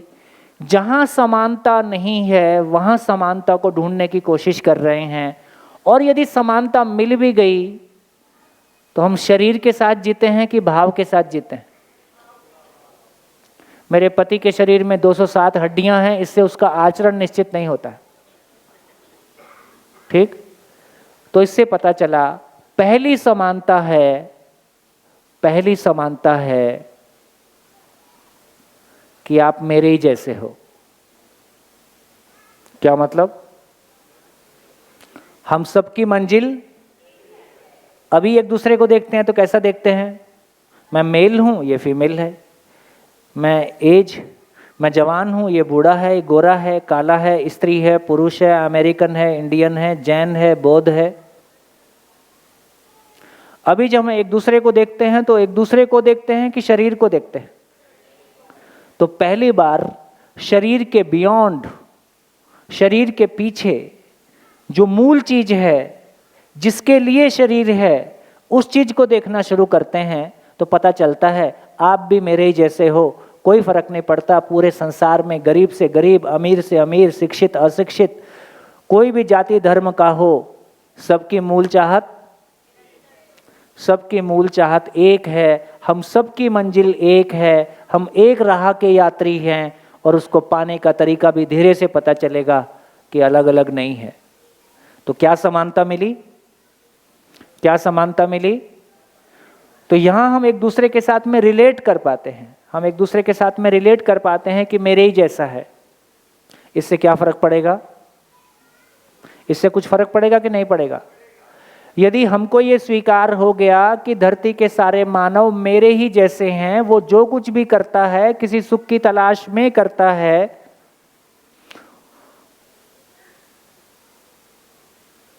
तो हमको आदमी को देखने के तरीके में कुछ फर्क पड़ेगा कि नहीं पड़ेगा? क्या पड़ेगा? है ना? देखो, एक सूत्र जब हम सुबह चर्चा कर रहे थे तो हमने चर्चा किया था कि मानव के सुख का विस्तार कहां तक है? जहां तक उसकी स्वीकृति का विस्तार है। स्वीकृति बराबर भाव बराबर सुख, स्वीकृति बराबर भाव बराबर सुख। तो मेरे सुख का विस्तार कहां तक है? जहां तक मेरी स्वीकृति का विस्तार है। अभी मेरी स्वीकृति कहां तक है? अभी मेरी स्वीकृति खुद तक भी नहीं है, क्योंकि मेरी को लगता है कि मेरी शक्ल ठीक नहीं है, मेरी हाइट ठीक नहीं है, या मैं मेल ही क्यों हूं, या मैं फीमेल ही क्यों हूं, या इंडिया में क्यों पैदा हो गया। तो तमाम तरह के प्रॉब्लम हो सकते हैं। या मेरी जॉब ठीक नहीं है, मेरी योग्यता ठीक नहीं है। अभी मेरी स्वीकृति मेरे लिए ही पूरी नहीं है, इसलिए खुद के प्रति ही भाव पूरा है कि अधूरा है? अधूरा है। अभी पहली बार मुझको अपने लिए पता चलता है कि हाँ, मैं भी सुखी होना चाहता हूँ, सामने वाला भी सुखी होना चाहता है, हम सबकी मंजिल एक है। तो कम से कम सुख के रूप में धरती के सारे लोगों का स्वीकार्यता मुझको बनेगा। यदि ये समझ में आएगा तो स्वीकार होगा कि नहीं होगा? तो सारी धरती के लोगों में मेरे को कोई समानता दिखना शुरू हो जाता है कि ये सारी धरती के लोग एक जैसे हैं। इनकी शक्लें अलग हो सकती हैं, ये मेल फीमेल हो सकते हैं, है ना, धर्म और जाति के अंतर हो सकते हैं, लेकिन मूलतः ये मानव एक ही जैसा है। और जैसे जैसे अगले 6 दिनों में हमारी समझ बनेगी तो क्या हो जाएगा? हमको मानव के बारे यदि समझ बन गई और यदि मानव जाति हमको एज ए होल स्वीकार हो जाती है, तो एक मानव को अपना महसूस करते हैं तो कितना सुख मिलता है? एक मानव को बेटी के रूप में, बेटे के रूप में, भाई के रूप में, गुरु के रूप में एक व्यक्ति को गहराई से स्वीकार करते हैं तो कैसा फील करते हैं? कितना सुख मिलता है हमको पता है। एक व्यक्ति के साथ ठीक से जी लें तो पूरी जिंदगी बिता सकते हैं, एक व्यक्ति के सहारे। और यदि उतना ही सुख सबके साथ महसूस होना शुरू हो जाए तो क्या होगा? इसी का नाम सुख की निरंतरता है। इसी का नाम सुख की निरंतरता है।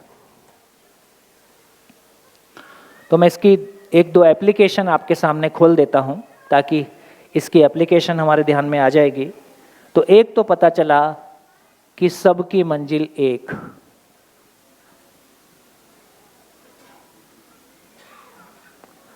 सब एक राह के यात्री हैं।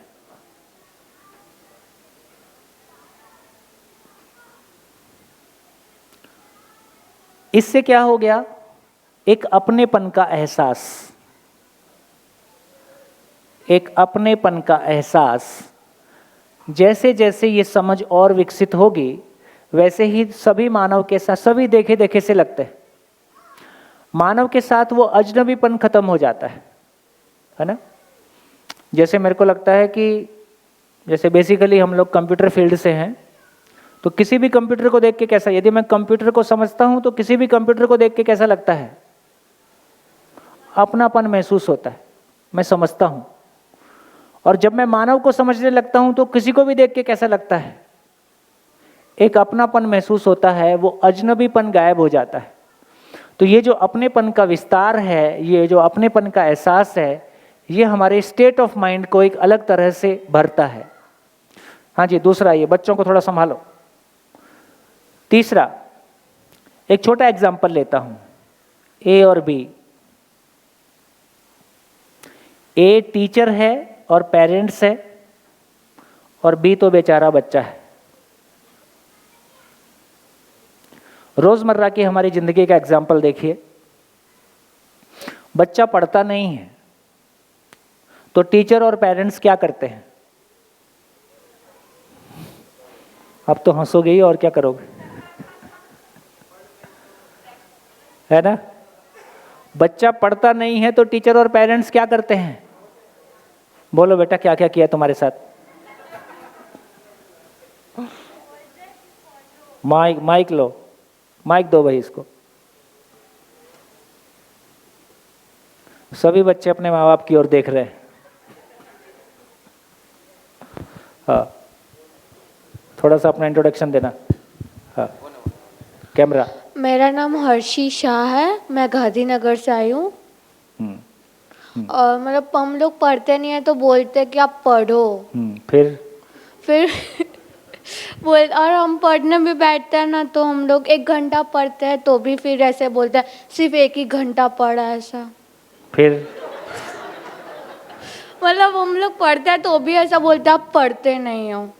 हाँ, और फिर नहीं पढ़ते तो क्या होता है? तो डांटते हैं। और फिर क्या करते हैं? और कुछ नहीं करते। और कुछ नहीं करते।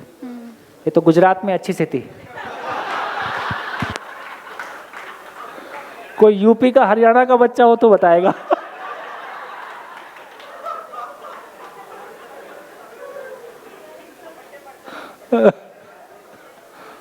है कोई यूपी हरियाणा से?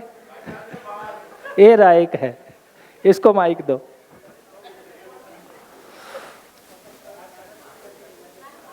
माइक हटा ले भाई। हाँ, मैं तो बहुत पेटा हूँ। आखिरी में मम्मी थक पहले गई। परिचय दो। सागर, उत्तर प्रदेश, हाँ। बुलंदशहर से। आपका पड़ोसी हूँ। बुलंदशहर। क्या क्या पढ़े हो, क्या पढ़ लिए हो? क्या अभी ग्रेजुएशन हो गया? पता नहीं, रिजल्ट नहीं आया। रिजल्ट नहीं आया। हाँ। 1 साल बैग लग चुकी है। अच्छा, ठीक है। हाँ, क्या क्या होता है जब नहीं पढ़ते हैं तो? हाँ, डराया जाता है कि फिर? कुछ नहीं कर पाओगे। हाँ, बचपन में तो पिटा भी बहुत हूँ। अब तो मम्मी थक गई, मम्मी को हाथ में दर्द होने लग गया पीट के। कितना बाकी अब डराया जाता है, क्या करोगे, अब नहीं पढ़ा तो फेल हो जाओगे, पैसे नहीं कमा पाओगे। घास खोदोगे। घास का तो नहीं, बाकी बस की दुकान पे तो मैं बैठना नहीं है। हाँ। क्या ही करोगे तुम। ठीक है, देखो इसको ऐसे ही समझना पड़ेगा कि बेसिकली माँ बाप हमारा अच्छा ही चाहते हैं, जिसको वो अच्छा चाहते हैं और जिस तरीके से वो अच्छा चाहते हैं वो अपना प्रयास अपनी तरफ से करते हैं। तो उनकी इंटेंशन को देखने जाएंगे तो उनके इंटेंशन में बच्चे का शुभ है, बच्चे का वो अच्छा ही करना चाहते हैं, बेसिकली इतनी बात है। लेकिन करते कैसे हैं उसमें जो तरीका अपनाया जाता है, तो बेसिकली देखो एक पता चला कि बच्चा नहीं पढ़ता है तो उसको प्रेशराइज करते हैं, फिर वो हाथ पैर भी चल सकता है और संबंध उसमें कहीं धीरे धीरे संबंध का उसमें क्या हाल होगा, धीरे धीरे गैप क्रिएट होना शुरू होता है। अब एक एग्जांपल से समझते हैं। जैसे एक बच्चा मेंटली रिटार्डेड है ना, आजकल दिव्यांग बोलते हैं, वो नहीं पढ़ता है तो हम क्या करते हैं? परेशान होते हैं क्या? उससे परेशान नहीं होते हैं, क्योंकि हम ये मान लेते हैं कि ये नहीं कर सकता है। तो इसका मतलब है कि वो पॉइंट कहाँ से शुरू होता है जहाँ से हम परेशान होना शुरू करते हैं? तो पॉइंट यहाँ से शुरू होता है कि ये कर सकता है और नहीं कर रहा है, यहाँ से शुरू होता है। तो इसका अर्थ ये हुआ कि यदि एक बच्चा नहीं पढ़ता है, मैं एक एग्जाम्पल लेता हूँ कि जैसे मान लीजिए मुझको 1 लाख रुपए की ज़रूरत है, मैं ए से मांगने गया तो ए से बात करके पता चला कि देना तो चाहता है पर है नहीं। बी से मांगने गया तो पता चला कि है तो सही पर देना नहीं चाहता है। दोनों स्थितियों में रिजल्ट क्या रहा? पैसा मिला, पैसा नहीं मिला। लेकिन एक जगह में दुखी हुआ, दूसरी जगह दुखी नहीं हुआ। तो निष्कर्ष क्या निकला? निष्कर्ष क्या निकला? वस्तु ना मिलने से हम दुखी नहीं होते हैं, भाव ना मिलने से दुखी होते हैं। मेरे को पैसा नहीं मिला, दुख इस बात का नहीं है, भाव नहीं मिला, दुख इस बात का है। तो एक तो ये क्लैरिटी बनी कि हमारा दुख वस्तु के कारण नहीं होता है। तो बच्चा पढ़ता है कि नहीं पढ़ता है इससे हम परेशान नहीं है, ये कर सकता है और नहीं कर रहा है, परेशानी यहां से शुरू होती है। अब इसको समझते हैं। बच्चा नहीं पढ़ता है। देखिए आजकल जब तक हम स्कूल कॉलेज में रहते हैं सबसे अधिक सम्मान हमको किस बात से मिलता है? मार्क्स, है ना। तो पढ़ाई की जितनी इज्जत है अभी समाज में, स्कूल कॉलेज में, उससे बड़ी इज्जत और किसी बात की नहीं है। तो कौन बच्चा नहीं चाहेगा कि उसका सम्मान हो, उसको इज्जत मिले? बहुत क्लियर है, सभी चाहेंगे कि हमको इज्जत मिले और हम पढ़ लें। लेकिन उसके बावजूद भी उसका पढ़ाई में मन नहीं लगता है। इसका मतलब क्यों नहीं लगता है? क्यों नहीं लगता है? इसका मतलब है कि कम से कम पढ़ाई उसके लिए सुखदायी नहीं है। तो यदि पढ़ाई मेरे लिए सुखदायी, और मैं यदि एक माँ बाप हूँ और मुझको ये समझ में आता है कि मेरा बच्चा पढ़ता नहीं है और मैं ये मानता हूँ कि ये पढ़ सकता है और नहीं पढ़ रहा है, तो मैं क्या करूँगा? तो मैं प्रेशर क्रिएट करना शुरू करूँगा। यदि मेरे को ये समझ में आता है कि मानव जो कुछ भी करता है सुख की तलाश में करता है और इसको ये पढ़ाई सुखदायी नहीं लग रही है इसलिए नहीं पढ़ रहा है, अब मैं क्या करूँगा? अब मैं क्या करूँगा? तो पढ़ाई इसके लिए सुखदायी हो जाए तो टीचर बदलूंगा या स्कूल बदलूंगा, मैं मेहनत करूंगा, किसी और को बोलूंगा, कोई रास्ता निकालूंगा। और उसके बाद भी सबको आईएएस ही बनना है ऐसा जरूरी नहीं है, और जो बन गए उन्होंने कोई कल्याण किया ऐसा भी नहीं है। भाई सारा ही हालचाल पूरा ही हो जाए। तो इसका मतलब ये हुआ इसका मतलब ये हुआ कि हर बच्चे की अपनी एक जर्नी है, उसकी कोई अपनी एक सीमा है। उस सीमा में वो जितना ग्रो कर सकता है, किसी एक फील्ड में हो सकता है, किसी दूसरे फील्ड में वो बहुत ग्रो कर सकता है। लेकिन हमारे पास एक ही फील्ड है जिसमें सबको ग्रो करना है, वो पढ़ाई है। तो इसका अर्थ ये हुआ, यदि मेरी ये क्लैरिटी होगी कि ये करना चाहता है लेकिन ये इसके लिए सुखदायी नहीं है, तो मैं रिएक्ट करूंगा कि रिस्पॉन्ड करूंगा? और यदि मेरे को लगता है कि ये कर सकता है और नहीं कर रहा है, तब मैं रिएक्ट करूंगा कि रिस्पॉन्ड करूंगा? रिएक्ट करूंगा। और रिएक्ट की प्रतिक्रिया उधर से कैसी आएगी, रिएक्शन, और दोनों तरफ से रिएक्शन से क्या होगा, संबंध तार तार होगा। तो लगभग हमारे परिवारों में ये क्लैरिटी ना होने के कारण कि मानव जो कुछ भी करता है अपने सुख की तलाश में करता है, और यदि वो किसी काम को नहीं कर रहा है इसका मतलब वो उसके लिए सुखदायी नहीं है। मैं हर दूसरे को कैसा देखना चाहता हूं, मेरे चश्मे से। मैं हर किसी को मेरे चश्मे से देखूं कि वो जैसा है वैसा देखूं। जैसे हस्बैंड शाम को देर से आता है, इस बात पे घरों में अक्सर कम ज़्यादा होता रहता है। तो देर से आता है तो क्यों आता है, या तो उसकी जेन्युइन प्रॉब्लम होगी जॉब के कारण, कोई और कारण से, या उसको घर में सुख नहीं है, कहीं और सुख की तलाश में है। भाई दो ही कारण हो सकते हैं। तो यदि घर में सुख नहीं है तो घर में सुख, इसमें दोनों में ही रिएक्ट करने से कुछ होगा। तो चाहे ओवर पॉजेसिव हो जैसा हमारी बहन ने कहा, या ओवर रिएक्ट करें, ओवर पॉजेसिव होंगे तो भी संबंध में दूरी आएगी, रिएक्ट करेंगे तो भी संबंध में दूरी आएगी। तो रिएक्ट करने का भी फायदा नहीं है और पॉजेसिव होने से भी कुछ नहीं निकलेगा, फाइनली समझने से ही कुछ निकलेगा।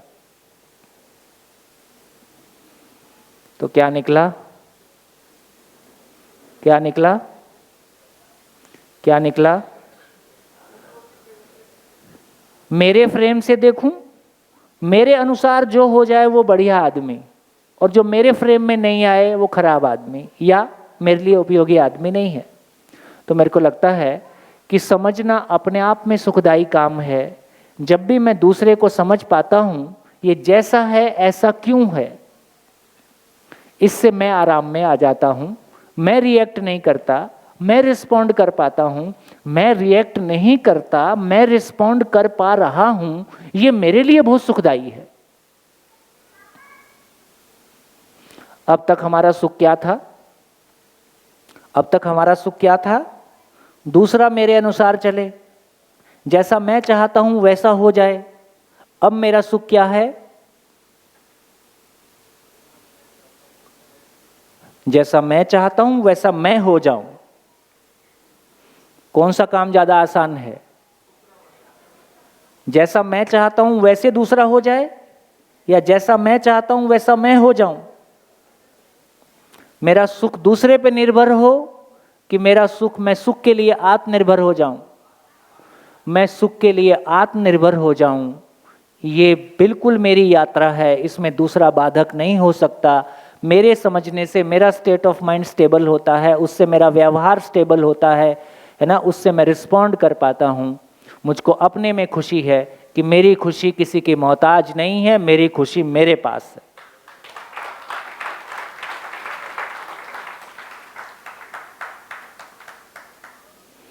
तो 2 लाइन कह के अभी की बात पूरी करते हैं। इस पे मेरे को एक शेयरिंग, हमारे कैमरामैन भाई थे, उनकी शेयरिंग याद आ जाती है तो उसको सुना देता हूँ। आपकी भी कोई बनेगी तो आगे के शिविरों में सुना दूंगा। तो हम दिल्ली में शिविर करते थे, तो त्यागराज स्टेडियम में मैंने शेयर किया कि 4000 टीचर, 4500 टीचर एक बार में, इंडोर स्टेडियम, एसी स्टेडियम है। तो वहाँ जो कैमरामैन थे, वहाँ हमने 6 स्पेल किए एक ही महीने में, 3-3 दिन के। अब कैमरामैन तो सेम ही था। तो 5वें शिविर में कैमरामैन बोलता है, सर इस बार मेरा भी फीडबैक होगा। सर बोले बाकी तो एक बार सुने, मैं तो 5 बार सुन लिया हूँ आपको। और शिविर के बाद सब कोई अपना फीडबैक करते थे। तो बोले सर इस बार मेरा भी होगा। मैं तो बहुत स्वागत है। तो वो सरदार था, तो उसने अपनी शेयरिंग किया। तो उसने कहा कि जब मैं दिल्ली की सड़कों पे निकलता हूँ तो लोगों के कान या तो हेलमेट में होते हैं या कार के अंदर होते हैं, तो उनको हॉर्न सुनाई नहीं देता है, तो जोर जोर से हॉर्न मारते रहते हैं। और मैं तो पगड़ी लगाता हूँ, मेरे को तो साफ सुनाई देता है। तो लोगों के हॉर्न से इरिटेट होके मेरा एक झगड़ा हफ्ते में पक्का है, एक आध बार मारपीट हो ही जाती। फिर घर पहुंचता हूँ, दूसरे माले पे घर है, दरवाजा खोलता हूँ, पत्नी बोलती है प्याज ले आओ। जिंदगी नर्क हो गई। इधर तो ये रिकॉर्डिंग का काम ऐसा रात बेरात कभी भी होता है। घर जाता हूँ, दूध ले आओ, प्याज ले आओ, तो बोले जिंदगी एकदम नर्क हो गई। बोले सर शिविर करने के बाद जिंदगी एकदम स्वर्ग हो गई। वो कैसे? बोले अब जब पीछे वाला हॉर्न मारते रहता है तो मैं समझ जाता हूं ये सुखी होना चाहता है।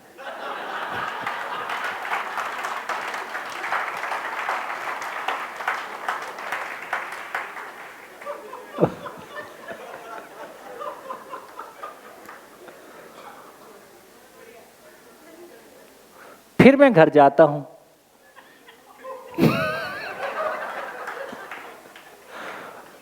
घर जाता हूं तो मैं शिविर में समझ पाया कि एक लड़की अपना सब कुछ छोड़ के मेरे घर आई है।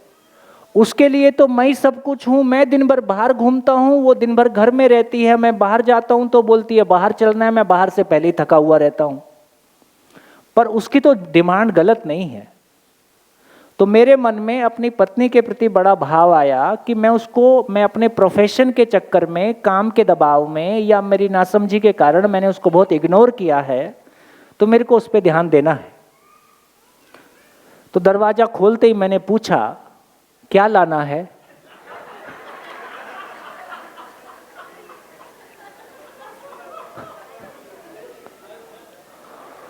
बोली अंदर आ जाओ।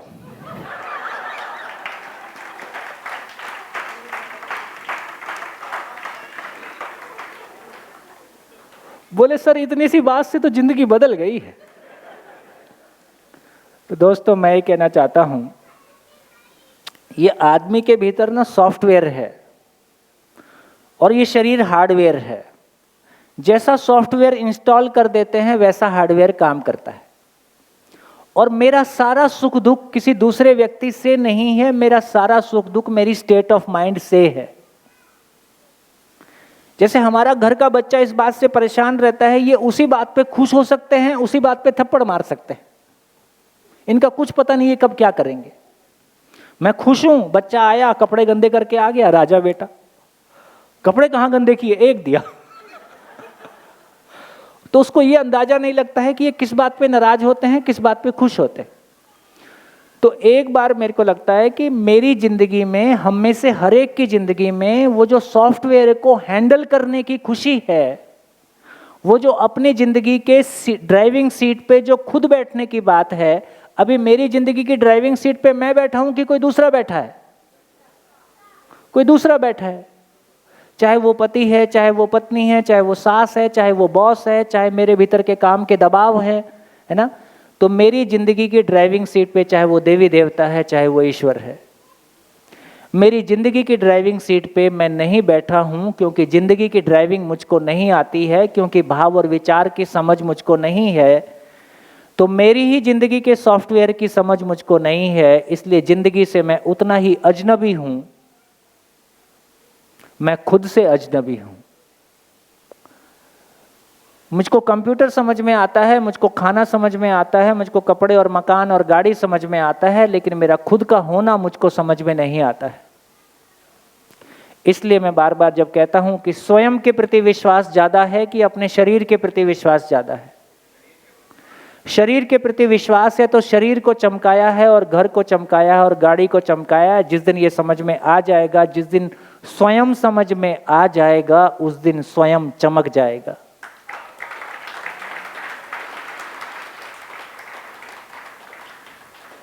धन्यवाद, नमस्कार। आज क्या करेंगे? आज क्या करेंगे? रुक जाइए एक मिनट। आज क्या करेंगे? देखिए अभी बजा है ठीक 6:30। भोजन 8 बजे पूरा हो जाता है, तो भोजन 8 बजे पूरा हो जाएगा तो 8:30 ठीक है कि कुछ कम ज़्यादा करना है? 8:30 ठीक है। तो 8:30 बजे कहाँ इकट्ठे होंगे? इसी हॉल में आ जाइए। आज मैं भी आपसे मिलने आऊँगा, तो इसी हॉल में आ जाइए। और ग्रुप कैसे बनाएंगे? तो मेरे को ये बताइए कि गोष्ठी करने का वो ग्रुप कैसे बनेंगे?